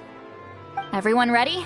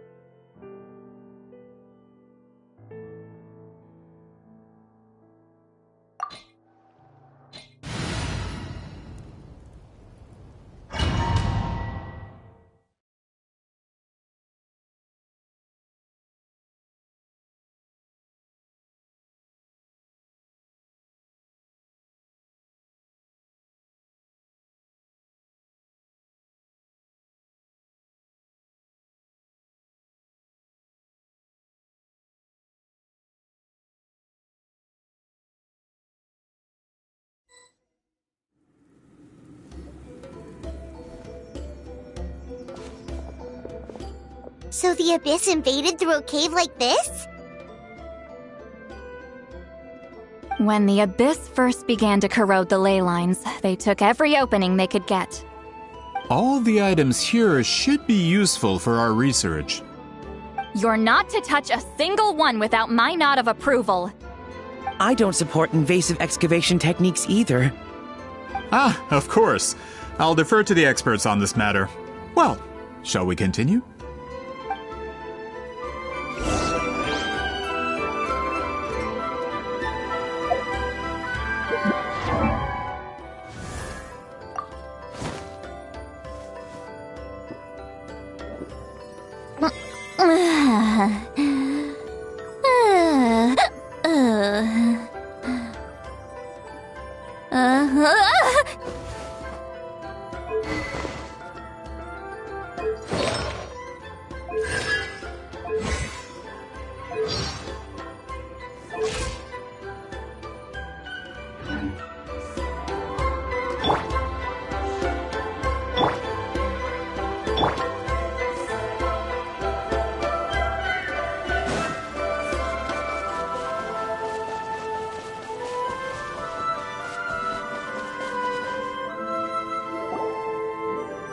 There are weapons here from every tribe in Natlan. The battle must have encompassed the entire nation. Sounds like we're getting closer to what the legend describes. But all we can really say is that a battle took place here. There's still no evidence of any colors or some elaborate maze. Wow, you're really invested in the Battle of Seven Colors.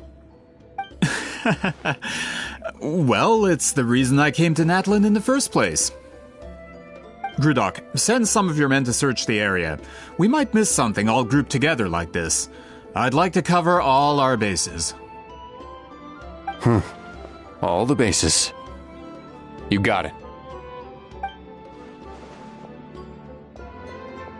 Don't jump to conclusions. Of course this isn't the site of the actual battle. We have to keep going.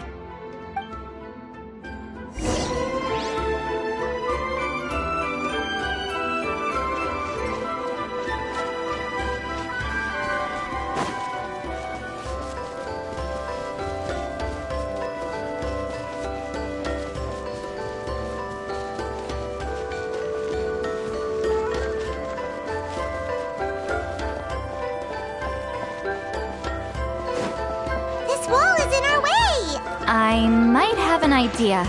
Traveler, try removing that spear.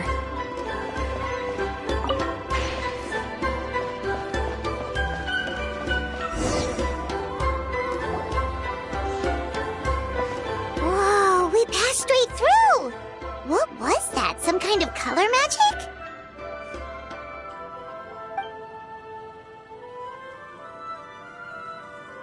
It's very close to the technique Wheatsealing might have used.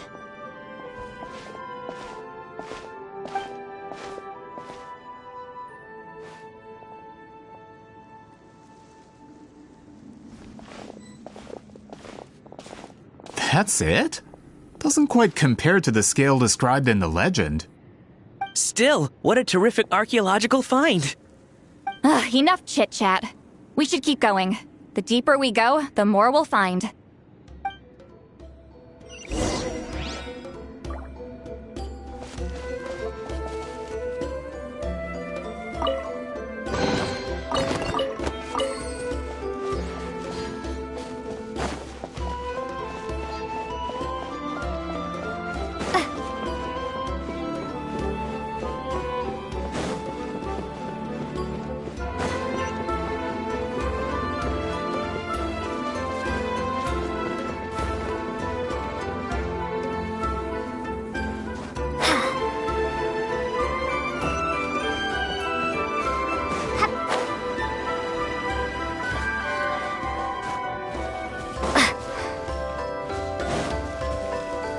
Hold on.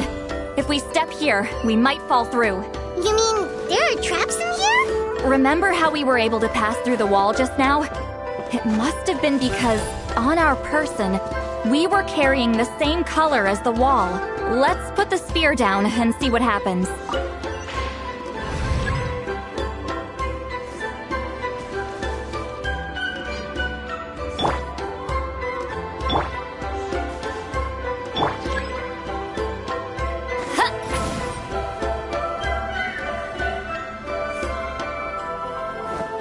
You're right.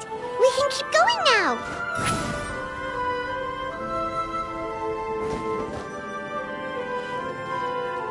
Rise like smoke!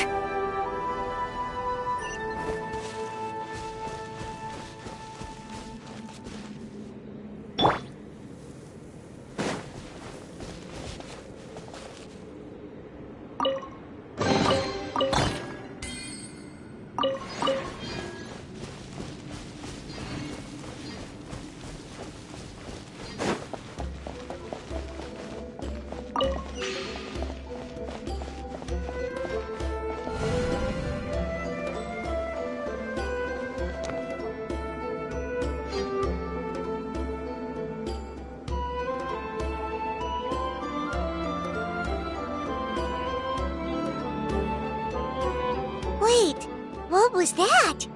What is this place? Look! A maze made of colors. It's real. I can't believe it. Hold on. The quality of this space. This isn't reality. It's a realm of memory. Huh? No. This is a space constructed using memories as a medium. The principle is similar, but the two are not the same. Correct?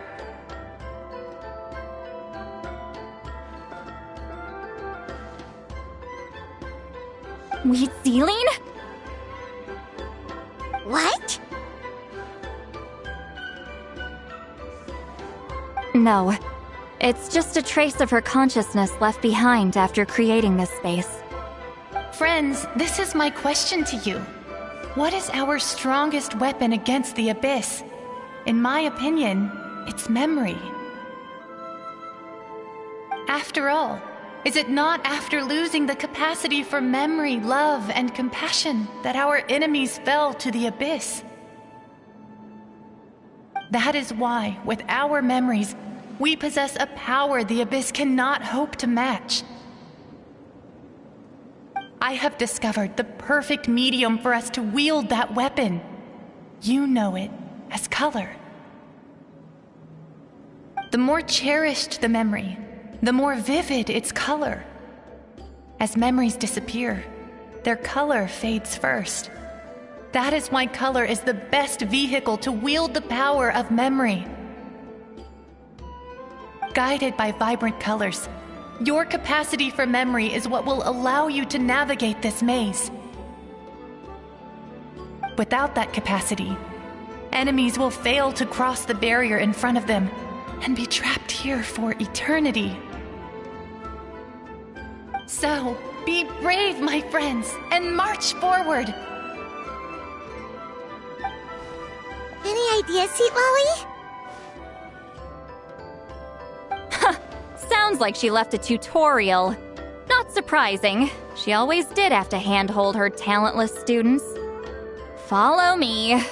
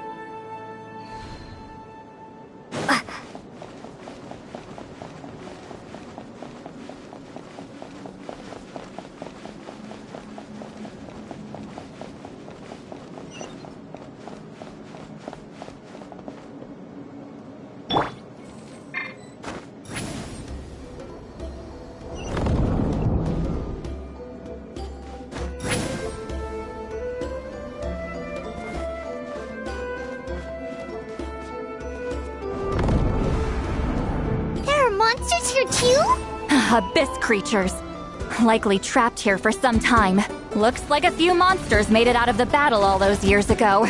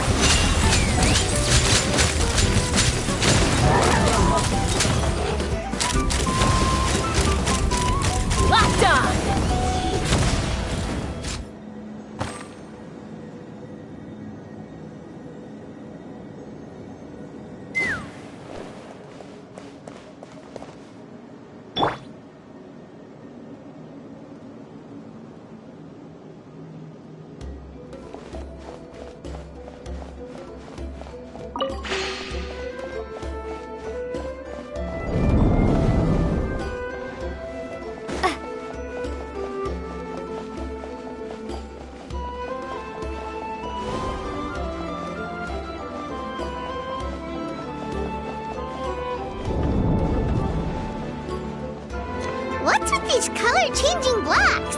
You and see Lolly fell through all of a sudden. You scared Paimon half to death. Must be one of the mechanics of the maze.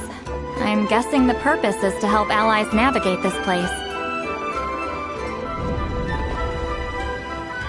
Oh no, more monsters? Ah, shoot. They're blocking the way forward. Let's get rid of them. Smile. Let's ride! Wrath from the skies! Try and stop me! You two! Time to end them!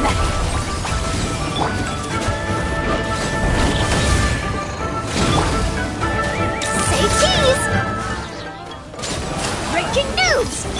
Pyroclastic surge!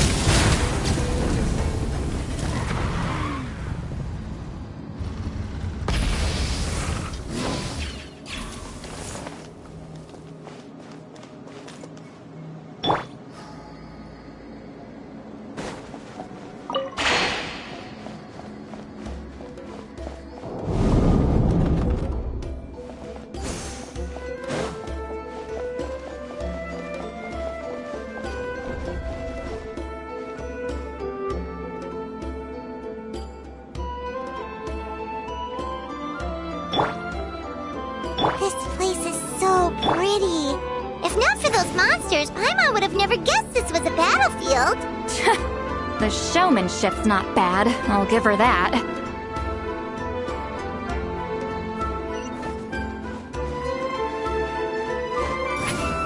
Is this a bridge made of colors? Don't sound so surprised. We just need to cross and we should reach the end.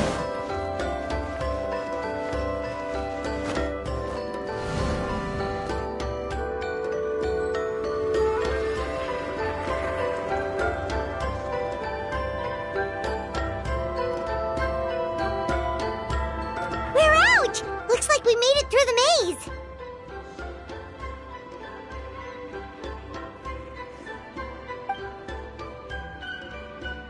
Hold on. This is... Whoa, so pretty! The thing inside the sphere looks exactly like the maze!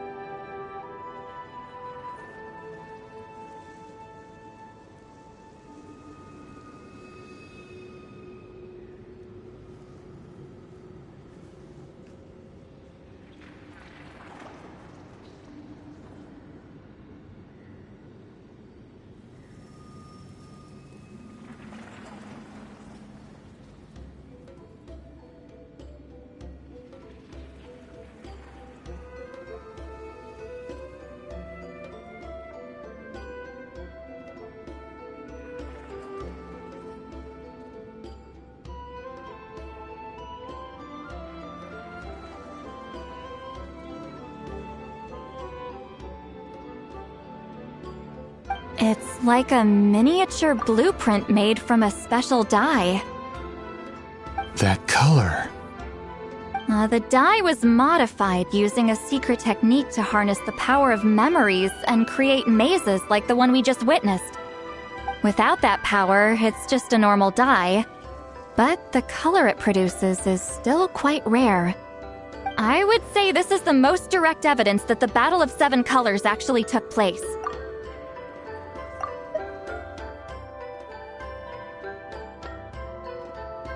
The expert has spoken!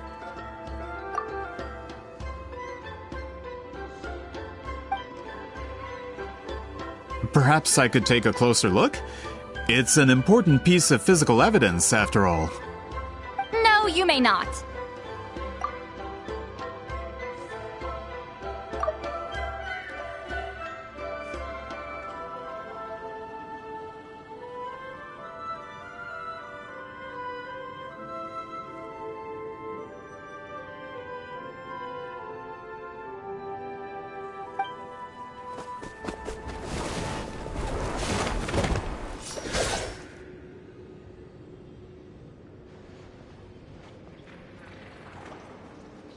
Doing?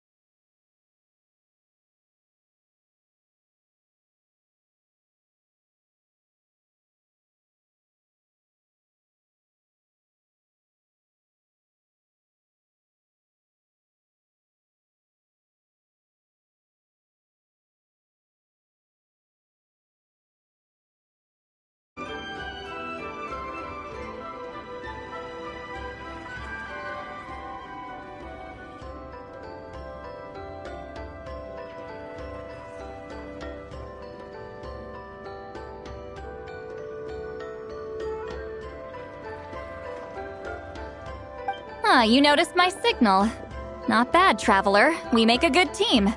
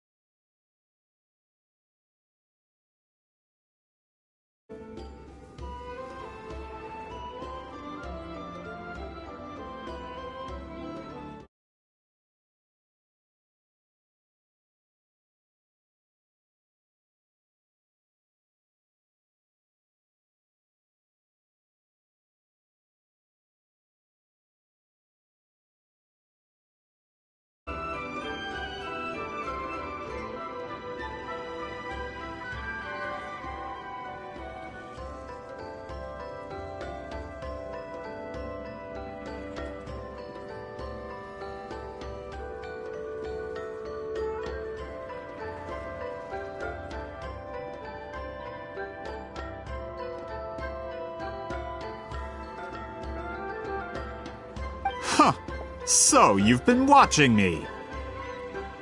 A self-proclaimed book merchant who's never heard of Shogun Almighty reborn as Raiden with unlimited power? Please, that work was a commercial success across Teyvat.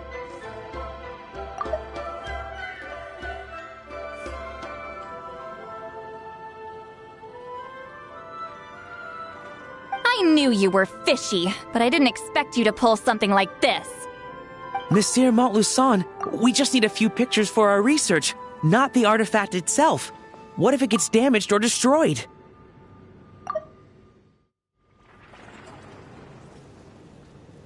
Shut it! I couldn't care less about preserving this piece of trash. I would destroy it right now if I could.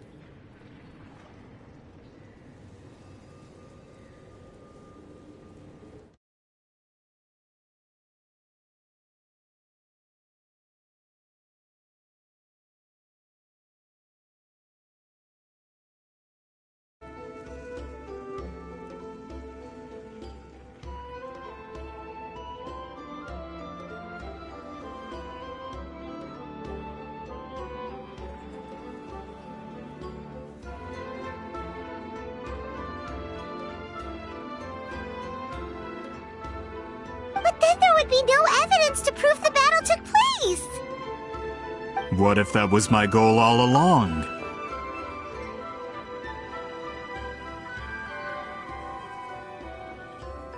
What?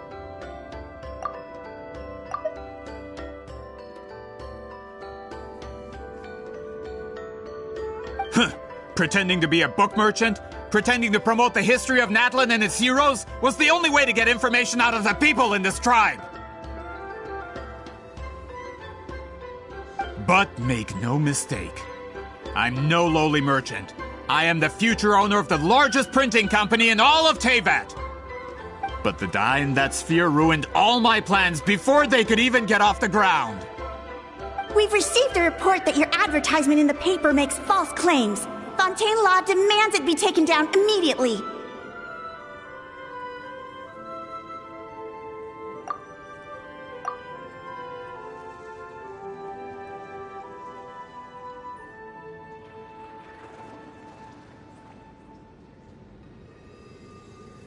False claims? The dye I advertised is an unprecedented innovation. It produces colors of unmatched radiance.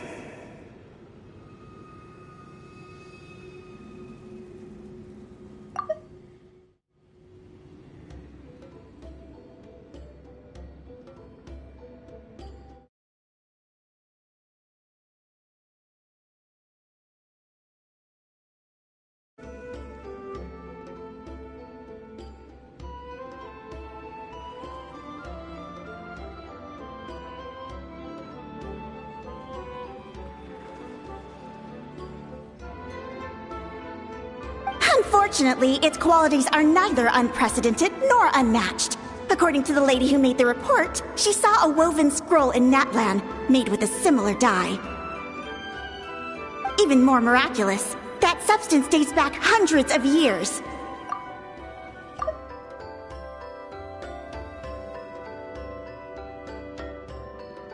How? Creating this dye is the culmination of my entire life's work! You're telling me I'm hundreds of years too late? Calm down, sir! Sorry, it's just... I know this product will be a hit. The economic boost to Fontaine will be huge! We just need to advertise it as written. Fontaine's publishing industry is one of the best in the world. All we need to do is publish something in the paper, and all of Teyvat will think it was our invention first. We don't need to worry about more reports. Fontaine is far more advanced than Natlan. No one will believe such an innovative product could come from a place like that.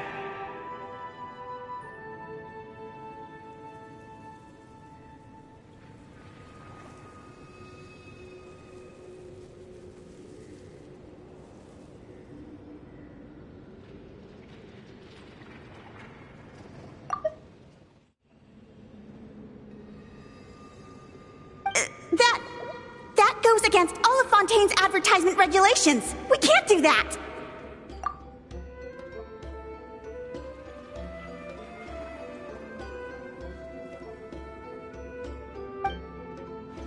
What if I give you a portion of the profits?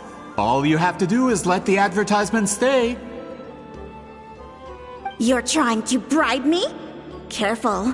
I'm dangerously close to reporting this to Monsieur Novelette.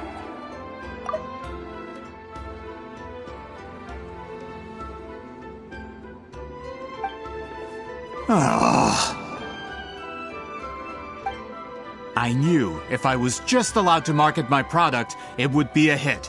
A bestseller even. I would be a giant in the printing industry. But now, no one will see it as anything more than a poor imitation marketed centuries too late. No matter how good the product actually is, not a single one will sell.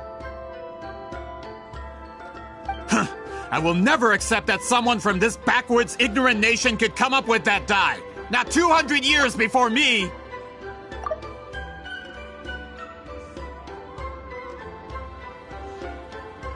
Even when the truth is right in front of you.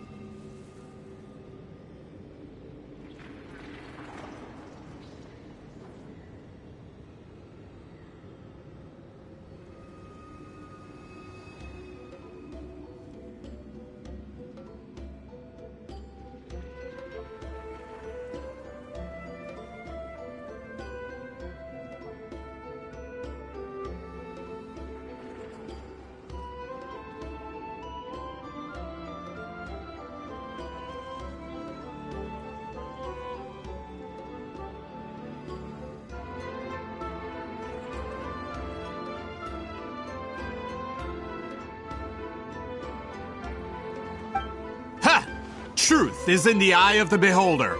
I'm already in the printing industry. I can go into publishing, no problem. All I have to do is destroy this sphere, write a detailed report about my findings, and publish it around the world. Then, the so-called truth becomes your word against mine. Once my report is accepted as fact, no one can accuse me of making false claims. That's awful. What happened to restoring the truth of history? That plan hasn't changed. I will continue to spread my truth for all of Teyvat to see. Ah, you mean a hero of Natlan who's not actually from Natlan? And a great shaman who, according to rumor, abandoned her tribe long ago?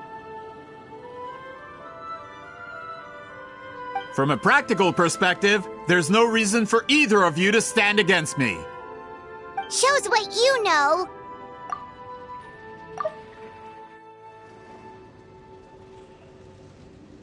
Oh, since you like rumors so much, have you heard the one about what happens to people who get on my bad side?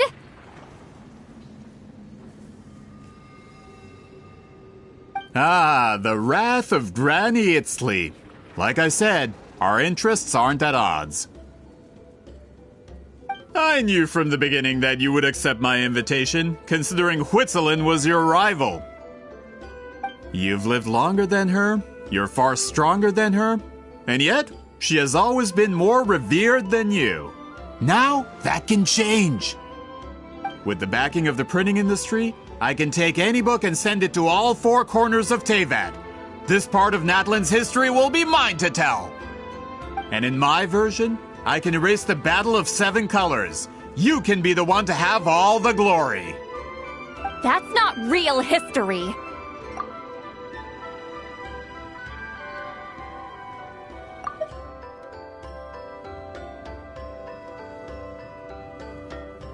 That's a no, then? Your history means nothing to me. But it's not allowed to stand in the way of my Mora. Done running your mouth? Good. Before handing you over to the tribe, I think I'll have my way with you first. If this comes to a fight, per my contract, you're gonna have to go through me.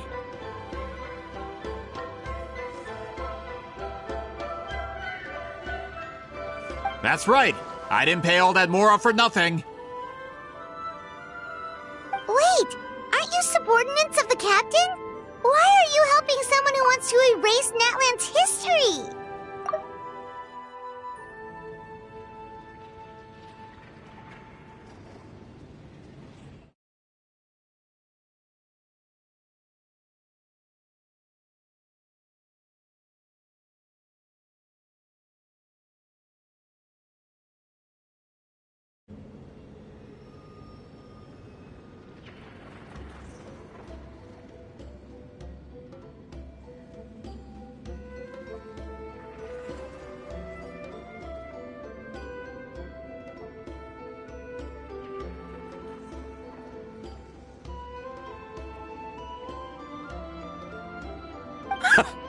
The captain! You actually bought that? United in the pursuit of Mora, we travel the land to collect debts. Our loyalty is to Regrader, his interests, and his wealth.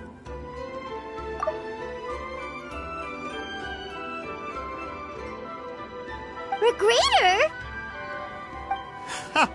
The captain means nothing to them. They serve a different harbinger altogether. Regrader!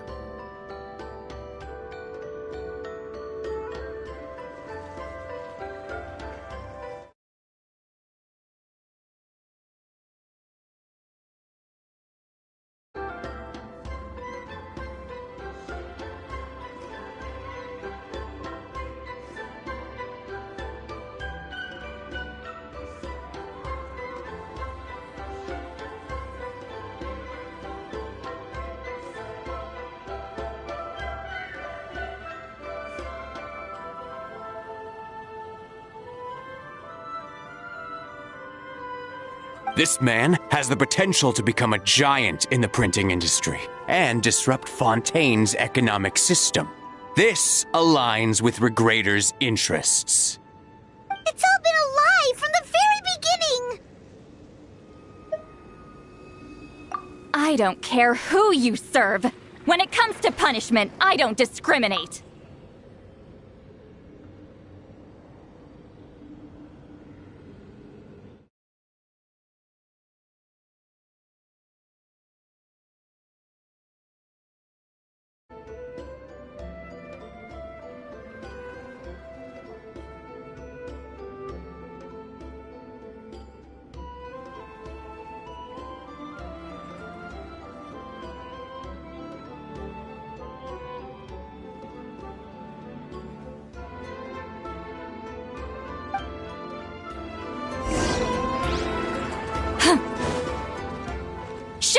mercy!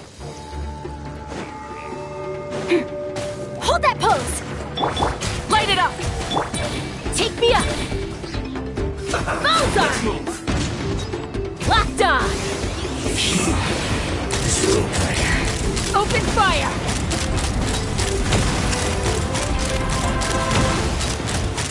Prepare yourself. You can't run from death. That's what you get for messing with the hero of Natlan and Granny Eatsley. They could give her Grader a run for his Mora.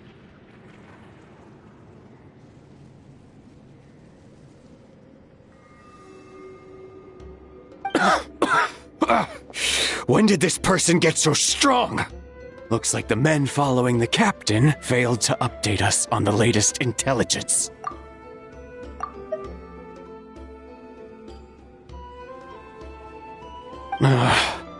Not good. This is becoming more trouble than it's worth. You're on your own! Hey, what about our contract? Your boss signed it himself!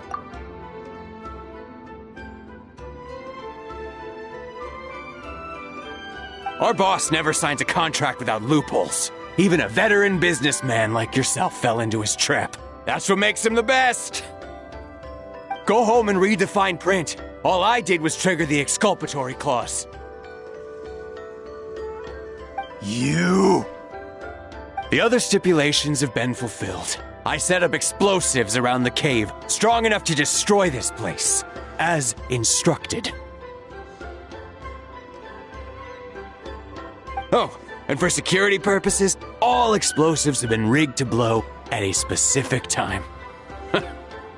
Shouldn't be too long now.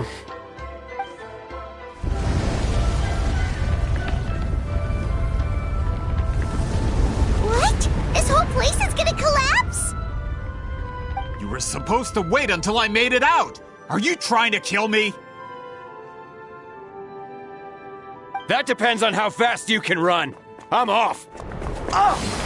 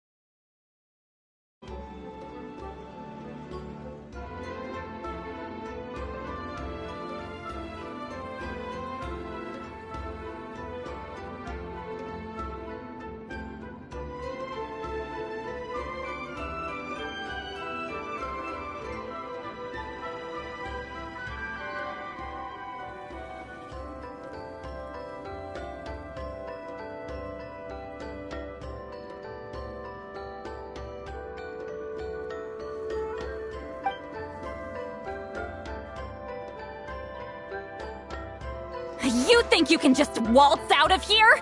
Traveler, stop them, and then we'll make a break for it.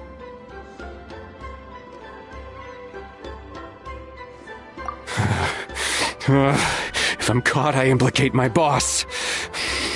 Time for the backup plan. Wait, don't!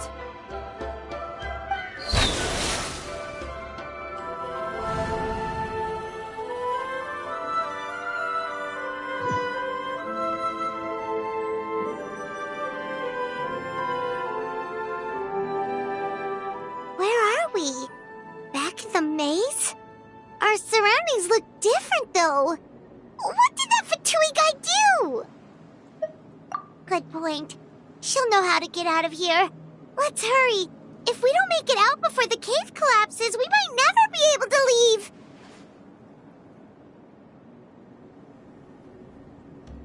Let's see. See, Lolly?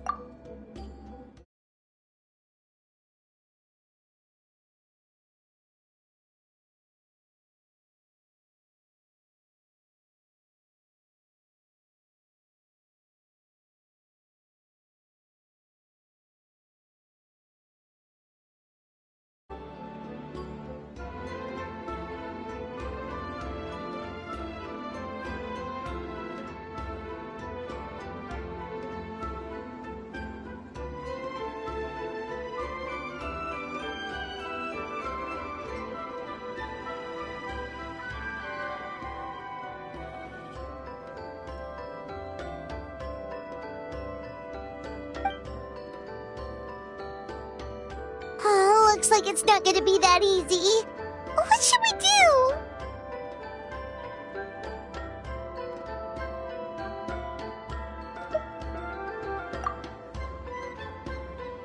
The special color? The one you saw in that woven scroll? Why would it appear around here? You're right. Lead the way, traveler.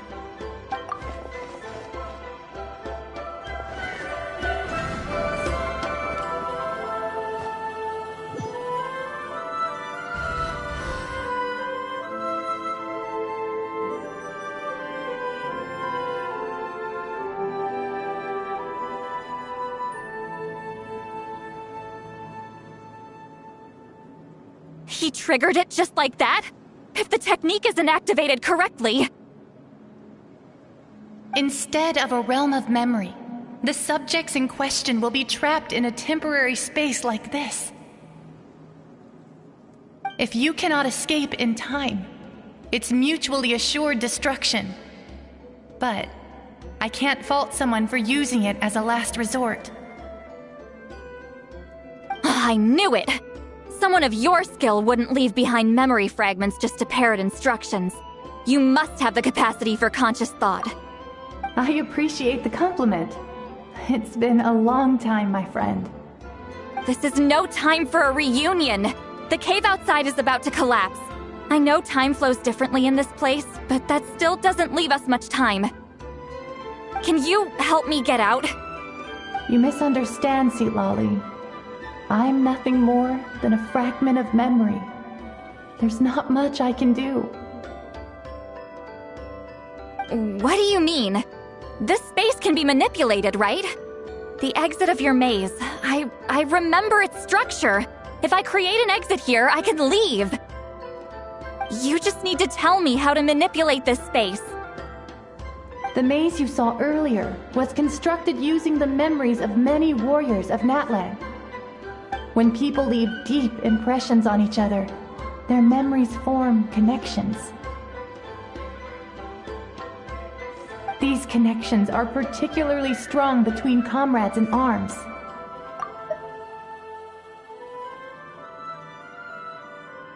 That is how I created my maze. The connections between the memories were my needle and thread, and the special color was my fabric. But if that color is crudely combined with an item, this space is a combination because there are no connections. Over 200 years, and not a single lasting connection. This is my punishment, huh? Well, at the very least, you have a connection to me. That's only because you never gave me a moment's peace. Still, it's a shame you're not around. You said it yourself. A memory fragment can't be used to create the connections I need. Seatlolly. But now that I have the chance to talk to you again, I need you to give me an answer. Your special technique. You didn't pass it on to your students. You passed it on to the rival you could never beat. Me. What I want to know is, why? So you figured it out. After what I saw in the maze and everything you just told me, I'm certain the technique at the center of all this is the same one you taught me all those years ago. But you never brought up the fact that you used it to win a battle. From your description, it might as well have been a simple color trick. I'm getting the feeling you always meant for me to come here. But if this is a foreshadowed event, I'm not happy with the narrative setup. Seatlolly, ever since you learned that technique, that color is the core of the technique. More specifically, in truth. Yes, the technique has the power to decide victory. But you are fated to live a far... So I wanted to leave a little... Your color, you mean? One day...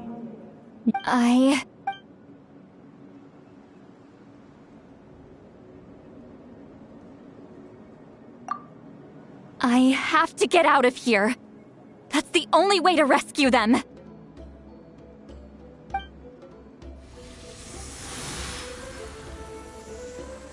Citlali, what are you... I understand the true principle of this technique now. If I can't construct an exit, then I will separate this color from my memories by force. But you could lose a portion of your memory. I know, but my memory is just a blank canvas I've neglected for 200 years. My friends are worth the risk.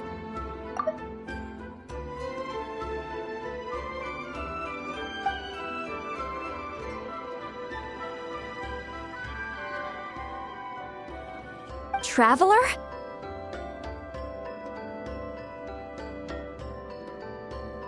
When you entered the realm of memory, after 200, the Night Kingdom harbor. This means that even without your tutelage, she can see the color of memories.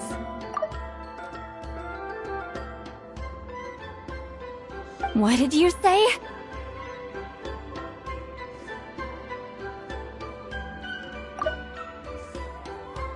Although she doesn't know how to wield it, she unknowingly left behind a trace of color in your memories. That was enough to guide her to this space. You now have a connection at your disposal. Well, Citlali, it looks like part of this was foreshadowed, but the rest is a surprise. Traveler? Traveler!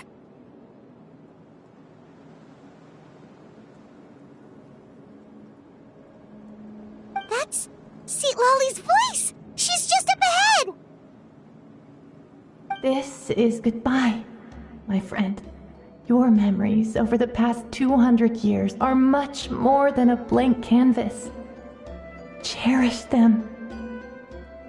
Wheat ceiling.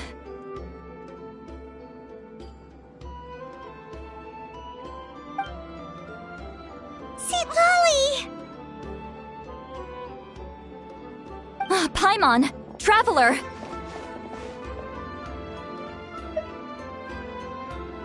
Hold my hand.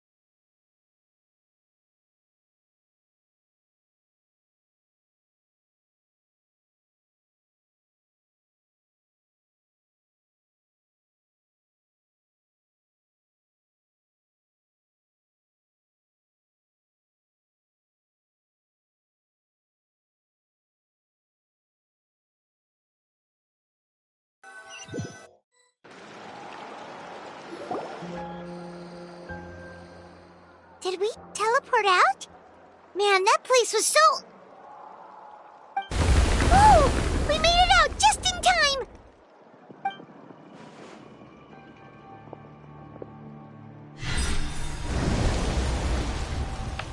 Wonder what happened to the Fatui guy and the others.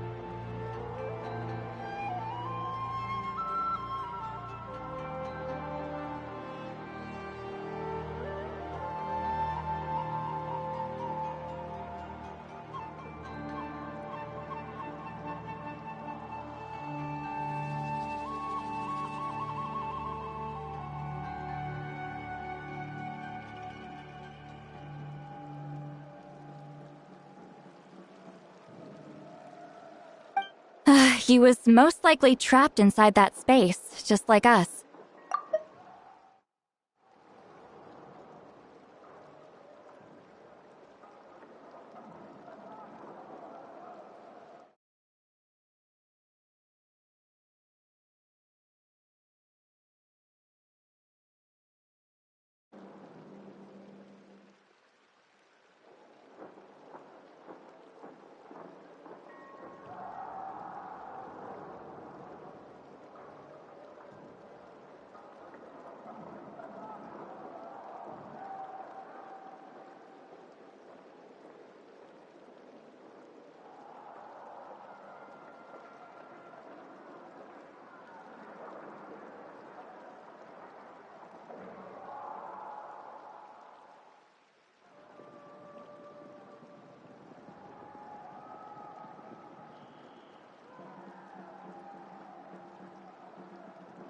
The external structures supporting that space would have collapsed with the ruin. Unless he managed to escape, he would have been crushed.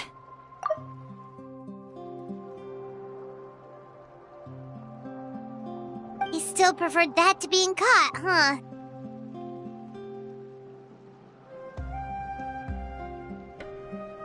They were standing a bit further away, right? They probably weren't pulled into the space. Maybe they already made a run for it. Hello.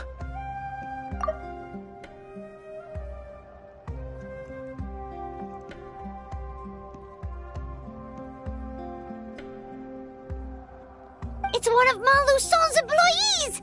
Quick, restrain him!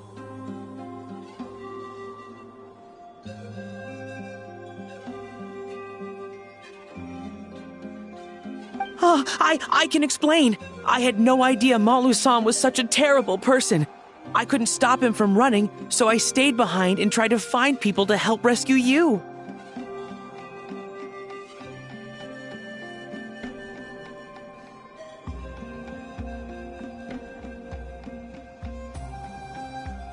I'm so glad you managed to get out of there.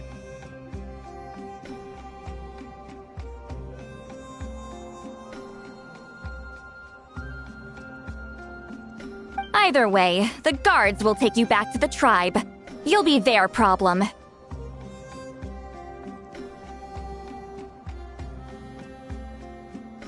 I understand.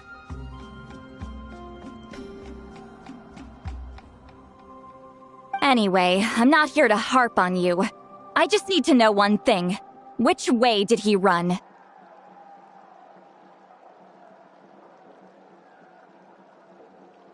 He went that way, but I'm not sure if you can catch up. That way? Huh. Unless he suddenly grows a pair of wings, I think we're okay. Traveler, Paimon, come with me.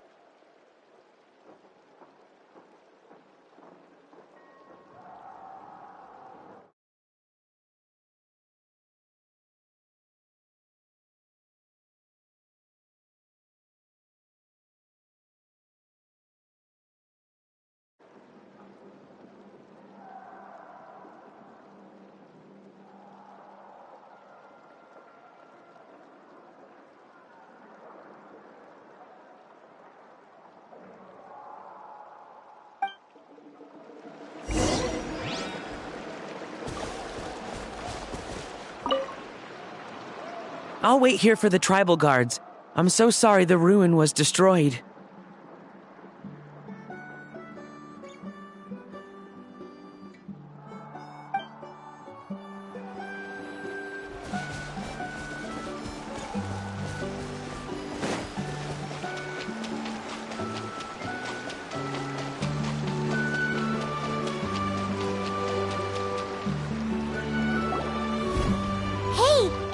Tlapo and a group of Victomisaurs! They caught Maluson!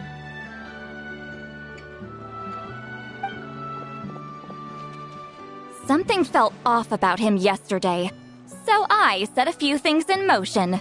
Looks like it's time for that foreshadowing to pay off. My bank balance! No! No!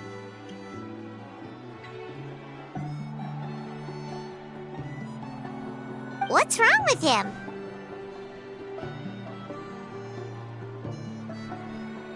That's one of the tricks Claw uses to scare people. He makes people hallucinate the thing that scares them most. It's particularly effective on weak-minded people like him. Serves him right!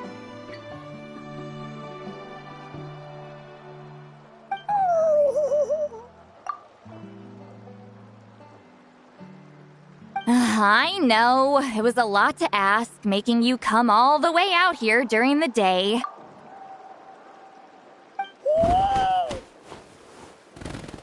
Was that a declaration? Elder Tlapo didn't appoint us to a whole other task, did he? Forget about him for now. The Ectomisaurs will make sure Montluçon doesn't escape before the guards arrive. In the meantime, we have unfinished business, remember? Right, the special scroll.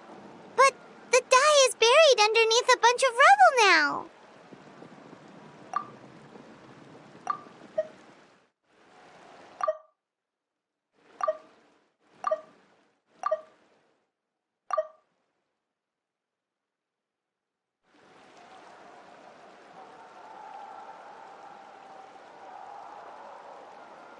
Don't worry, Witziling's technique hasn't been lost at all.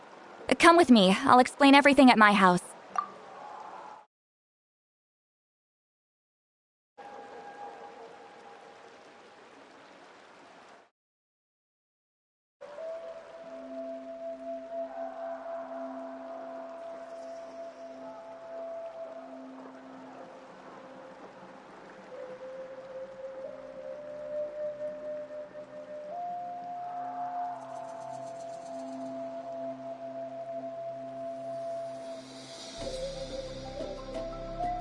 Oh, and Traveler? Everything you said about memory, I finally figured out my answer.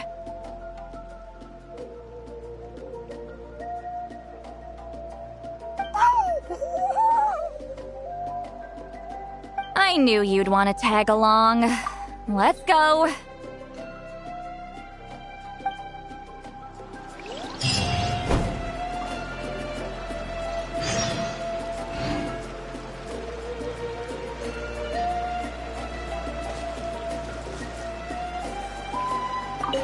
My bank balance.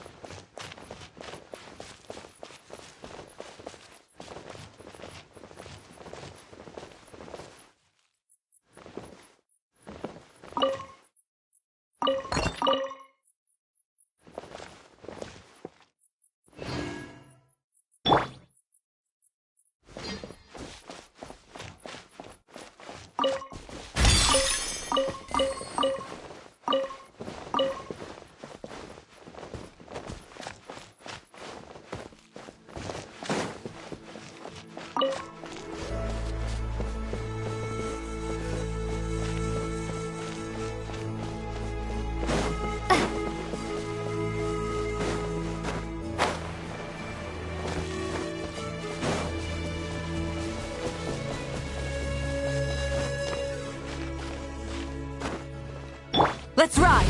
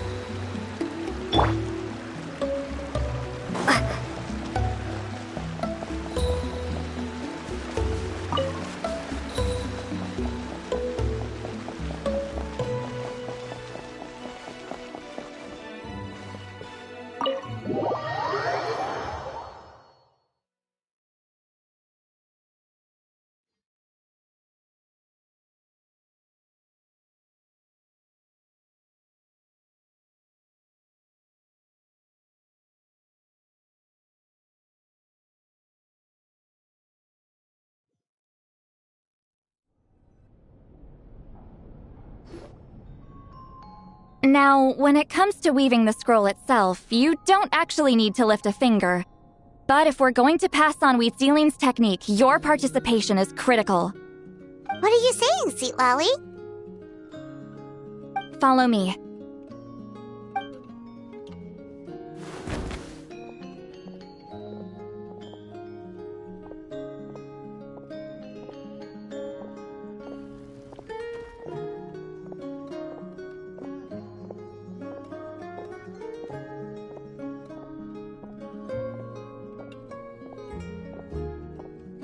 Whoa, look at this place.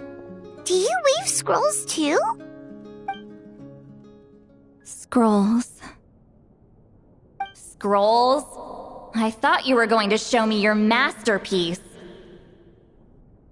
That I am, old friend. The technique I'm about to show you directly relates to woven scrolls. Fine. What is it? Something that can turn the tide of war or prevent a great disaster? You probably want to challenge me, right? I know you don't have the strength for a real fight, so I'll let you beat me with words. Old friend, my life is nearing its end. I'm afraid I don't have time for another match.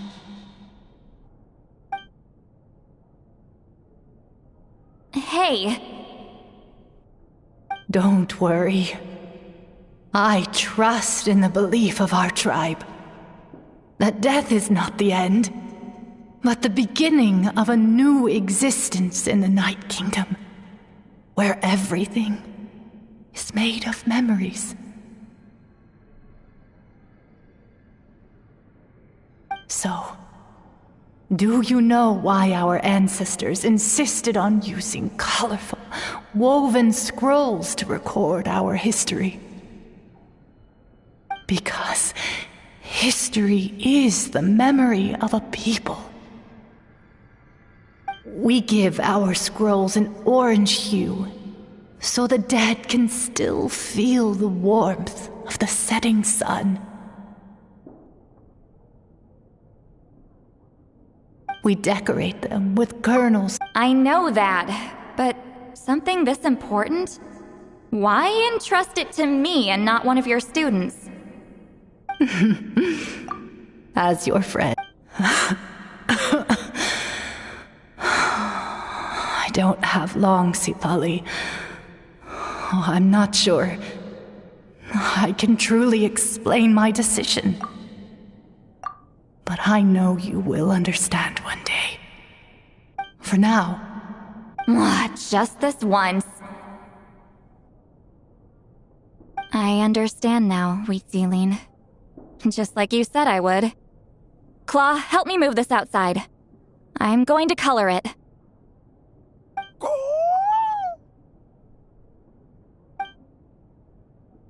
Traveler, Paimon, come with me.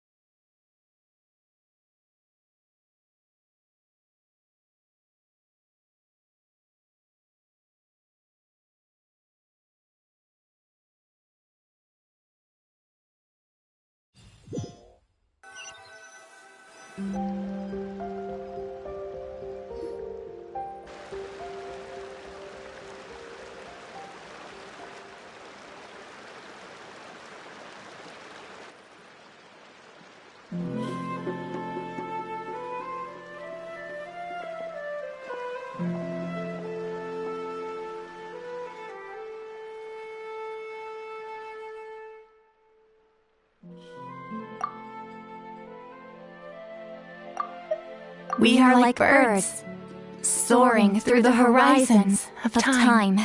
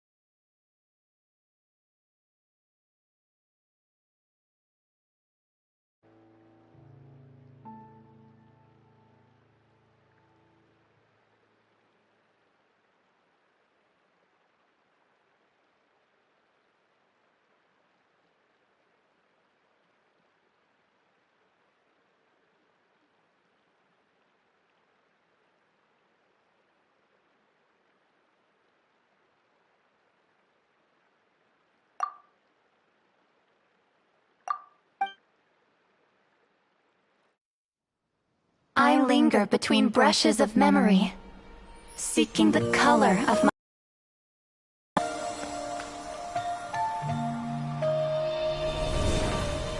When I get there, may there be feathers to paint the sky, shades of rose.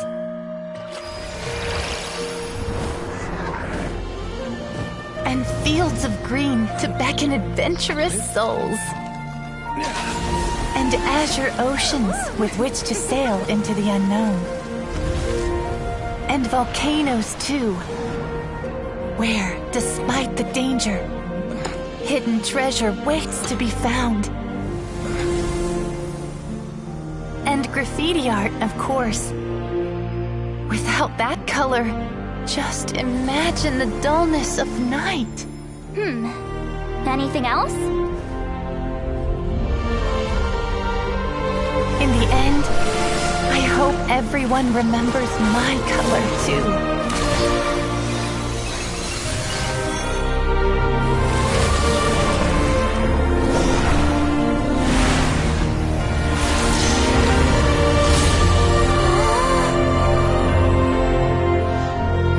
In the end, I hope everyone remembers your color too. All in all, it was just a technique for coloring a scroll.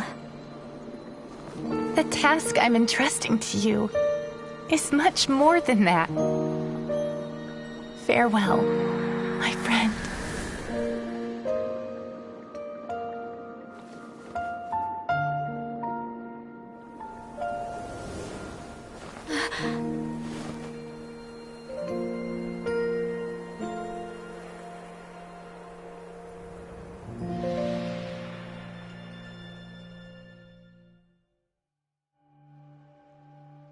I knew you would understand.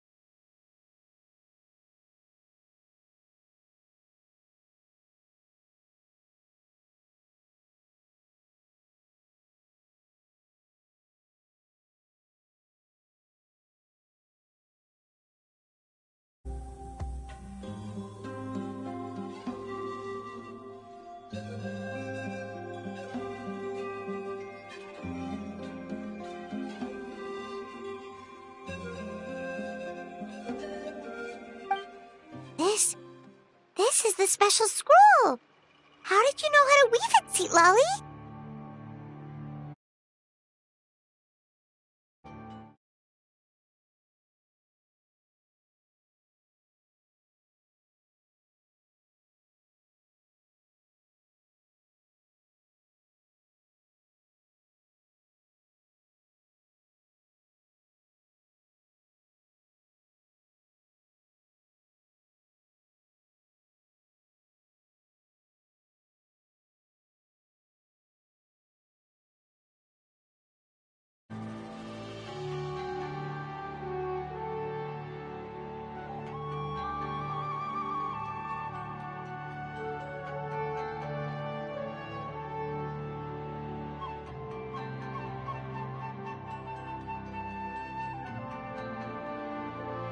Hold on!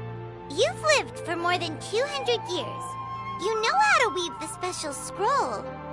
That must mean... you're the one behind the gifts from the spirits! Oh, well, it's not like I wanted to interact with the appointed. So whenever I delivered the scroll, I used illusions to confuse them. The fact that it turned into some kind of divine intervention is because no one was skilled enough to see through my tricks. You've carried the duty alone for all these years? Even if you don't like interacting with people, why not teach someone else how to do it? Traveler, you can see the special color, right?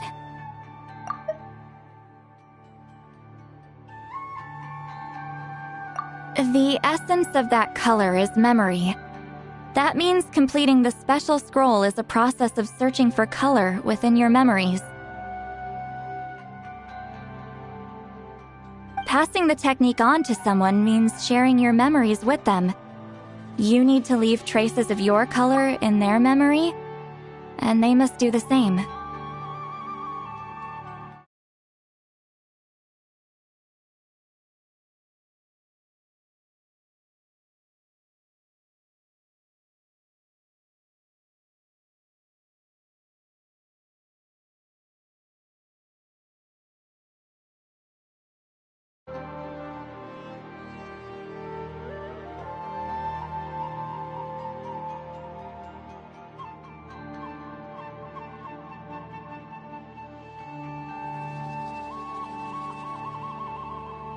Even though I only confirmed that today, I've had suspicions for a long time. And, well, ever since Sweet Celine died, I haven't wanted to form that kind of connection with people. Oh, yeah. It was her final wish, so I kind of resigned myself to taking on the burden forever. After all, I have all the time in the world.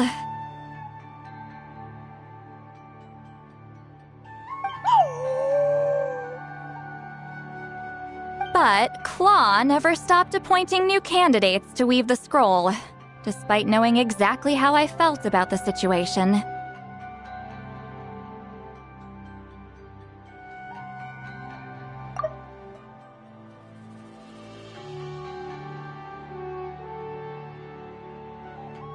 I knew exactly what he was doing. And yeah, if I ever did share my memories with someone, I guess that person would be a friend. But it never got to that point. This time, though, you win, Claw.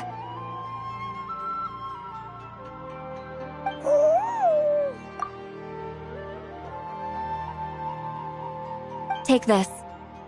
I guess it's my response to what you told me the other night.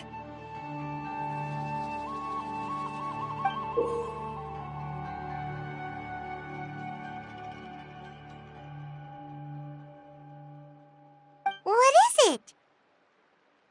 If I had to choose my color, it would be the color of this handkerchief. Countless people exist in my memories, and I know one day that will be my fate too. A memory living on in someone else's head.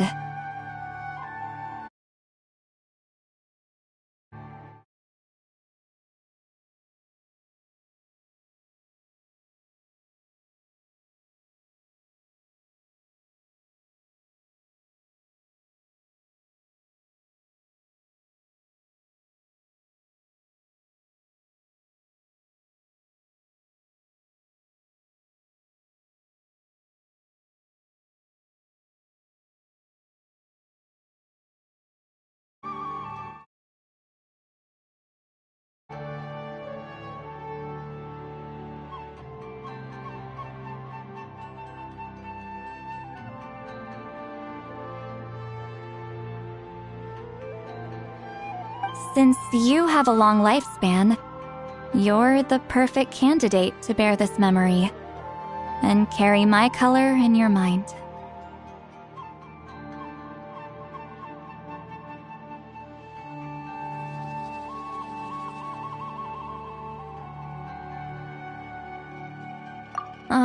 Just keep it safe. And you better not forget my color when I'm gone. Whoa. It's a little early to talk about death, don't you think? It's only been a few seconds since we made the friendship official.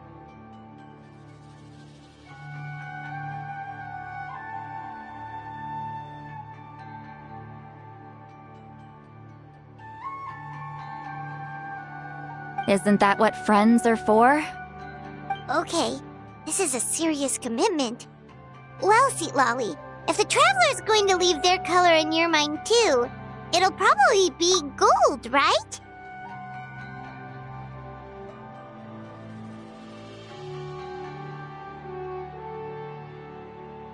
Actually, their mark is already there. Remember the mind reading effect I couldn't fix?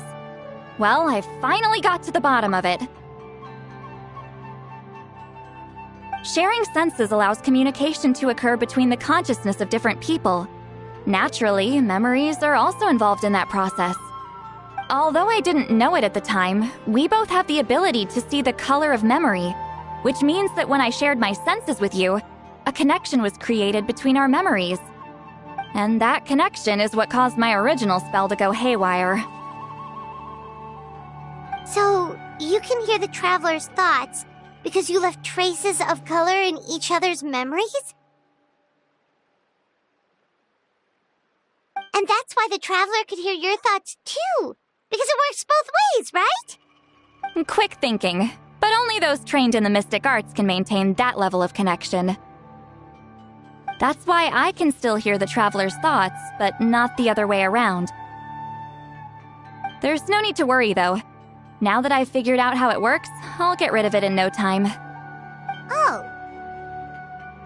I lied. Hearing each other's thoughts actually depends on the strength of the connection between our memories.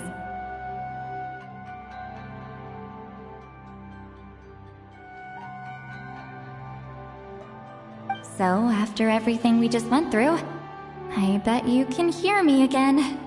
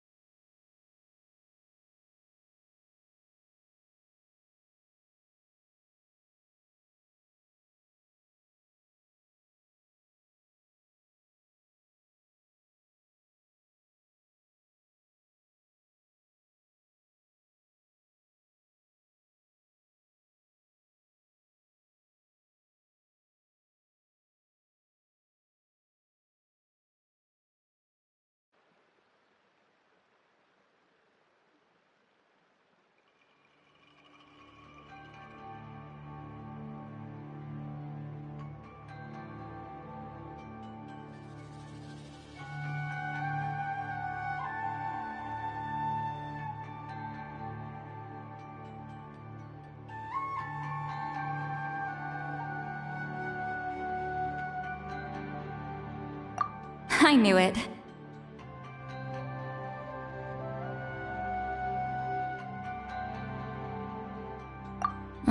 Since the connection between our memories is already there, the only way to get rid of the effect is for one of us to forget about the other.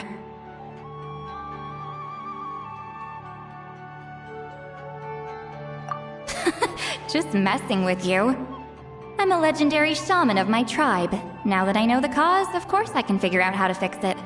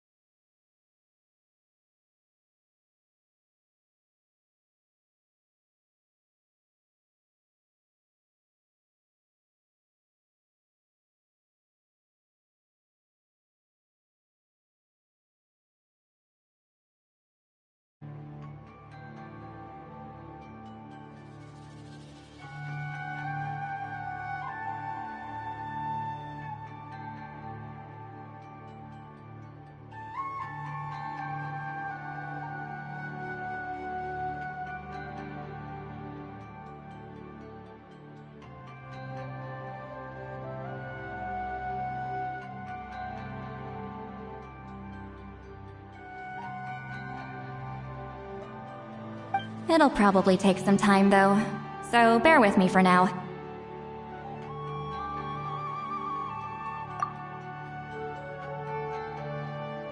Besides, I'm an open book. It's not like you're gonna hear anything embarrassing. Oh, unless I've had a few drinks.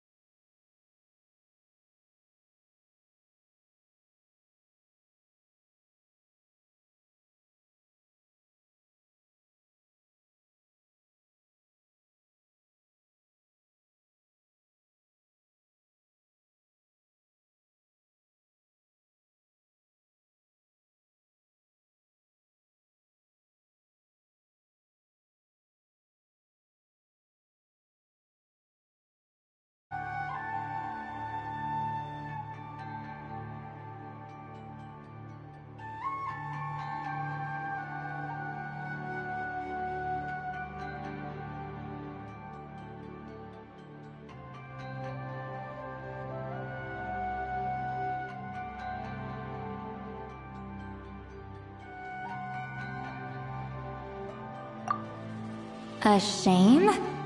I mean, if you ever miss this whole telepathy mess, I could always share my senses with you again. No promises, though. Some thoughts are better kept to yourself. Huh?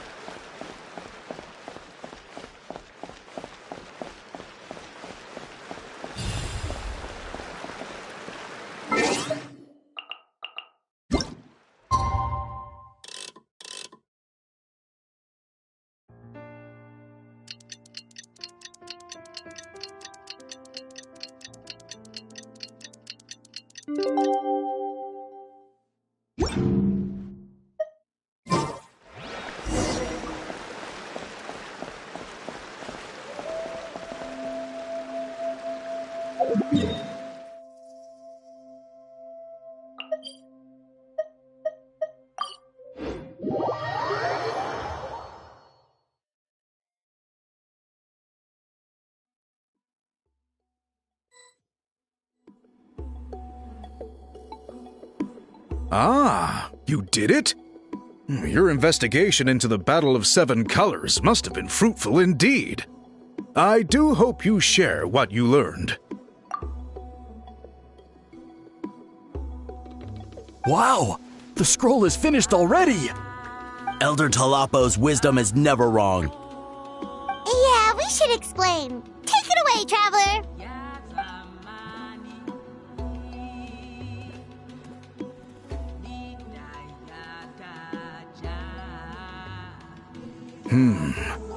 I see. You don't look surprised at all. It makes perfect sense. History is the memory of a people. If we want to depict it, a dye derived from people's memories is, of course, the best choice. Now, it's just a matter of preserving this secret technique. From your description, it sounds like learning the technique requires the previous holder to share their memories. Well, yeah. In that case, I must work with our priests to reinvent the technique based on the principles you described. After all, memories are precious things, meant to be shared with those closest to us. I cannot take that choice away from you, Traveler. You completed your task admirably. Finding a way to carry on that legacy is now our duty. All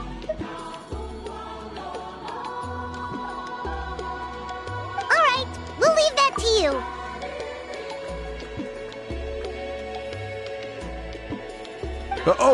And please pass along my thanks to Granny Eastly. We interrogated the Fontanian merchant she apprehended, and it turns out he's the reason some among our tribe started to question our history. He hired people to spread misinformation about the Battle of Seven Colors. The recent friction within the tribe is entirely his doing.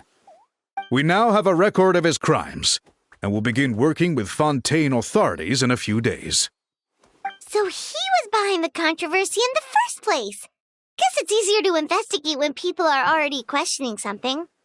Anyway, that clears it up. People don't just question their history out of nowhere.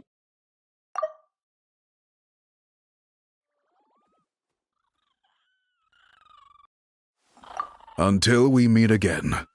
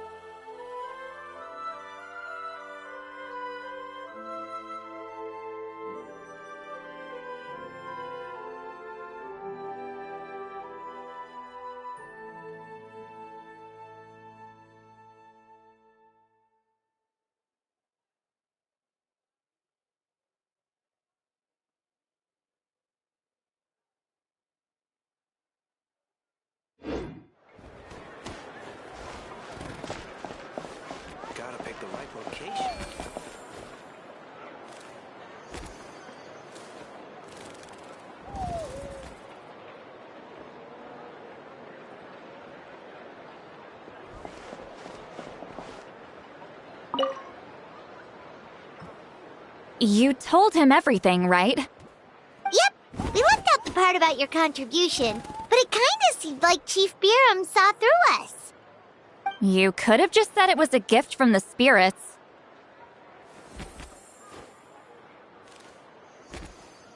I guess he is different from the previous chiefs.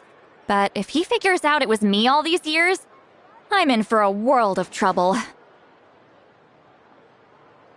Huh, there you are! I've been looking everywhere for you.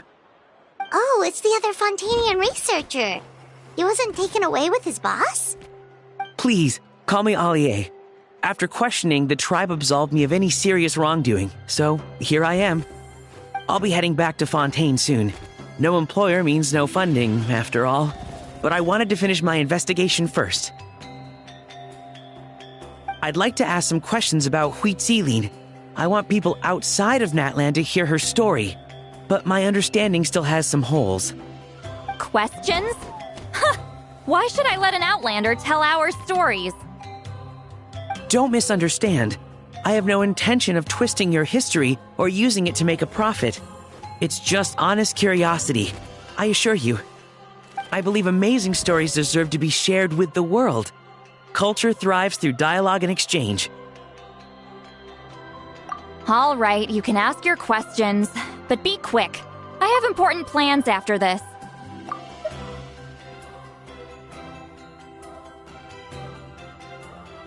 Important plans?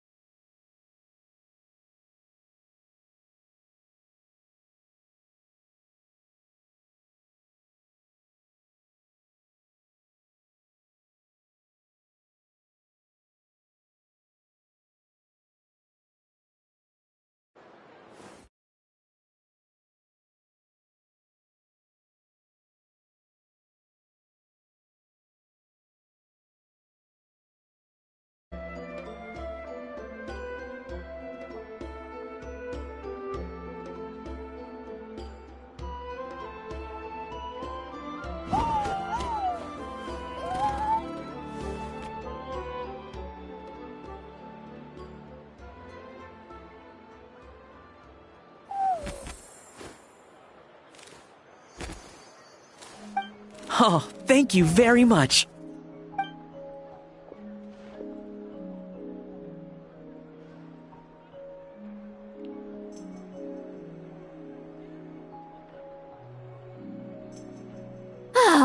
Another day, another drained social battery.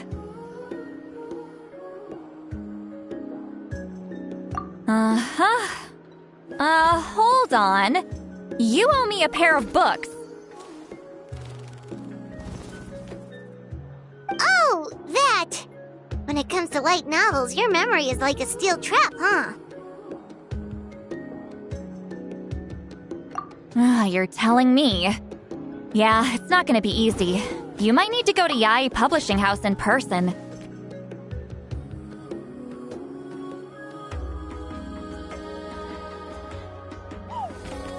But I don't need them right away.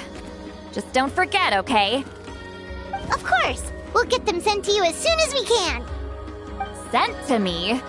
Nuh-uh. I don't want a stranger knocking on my door when I'm hungover. Here, just take this.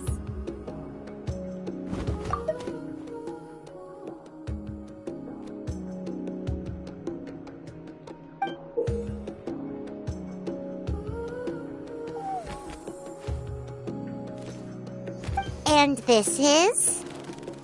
The key to my house. Don't bother knocking next time. You'll disturb my sleep.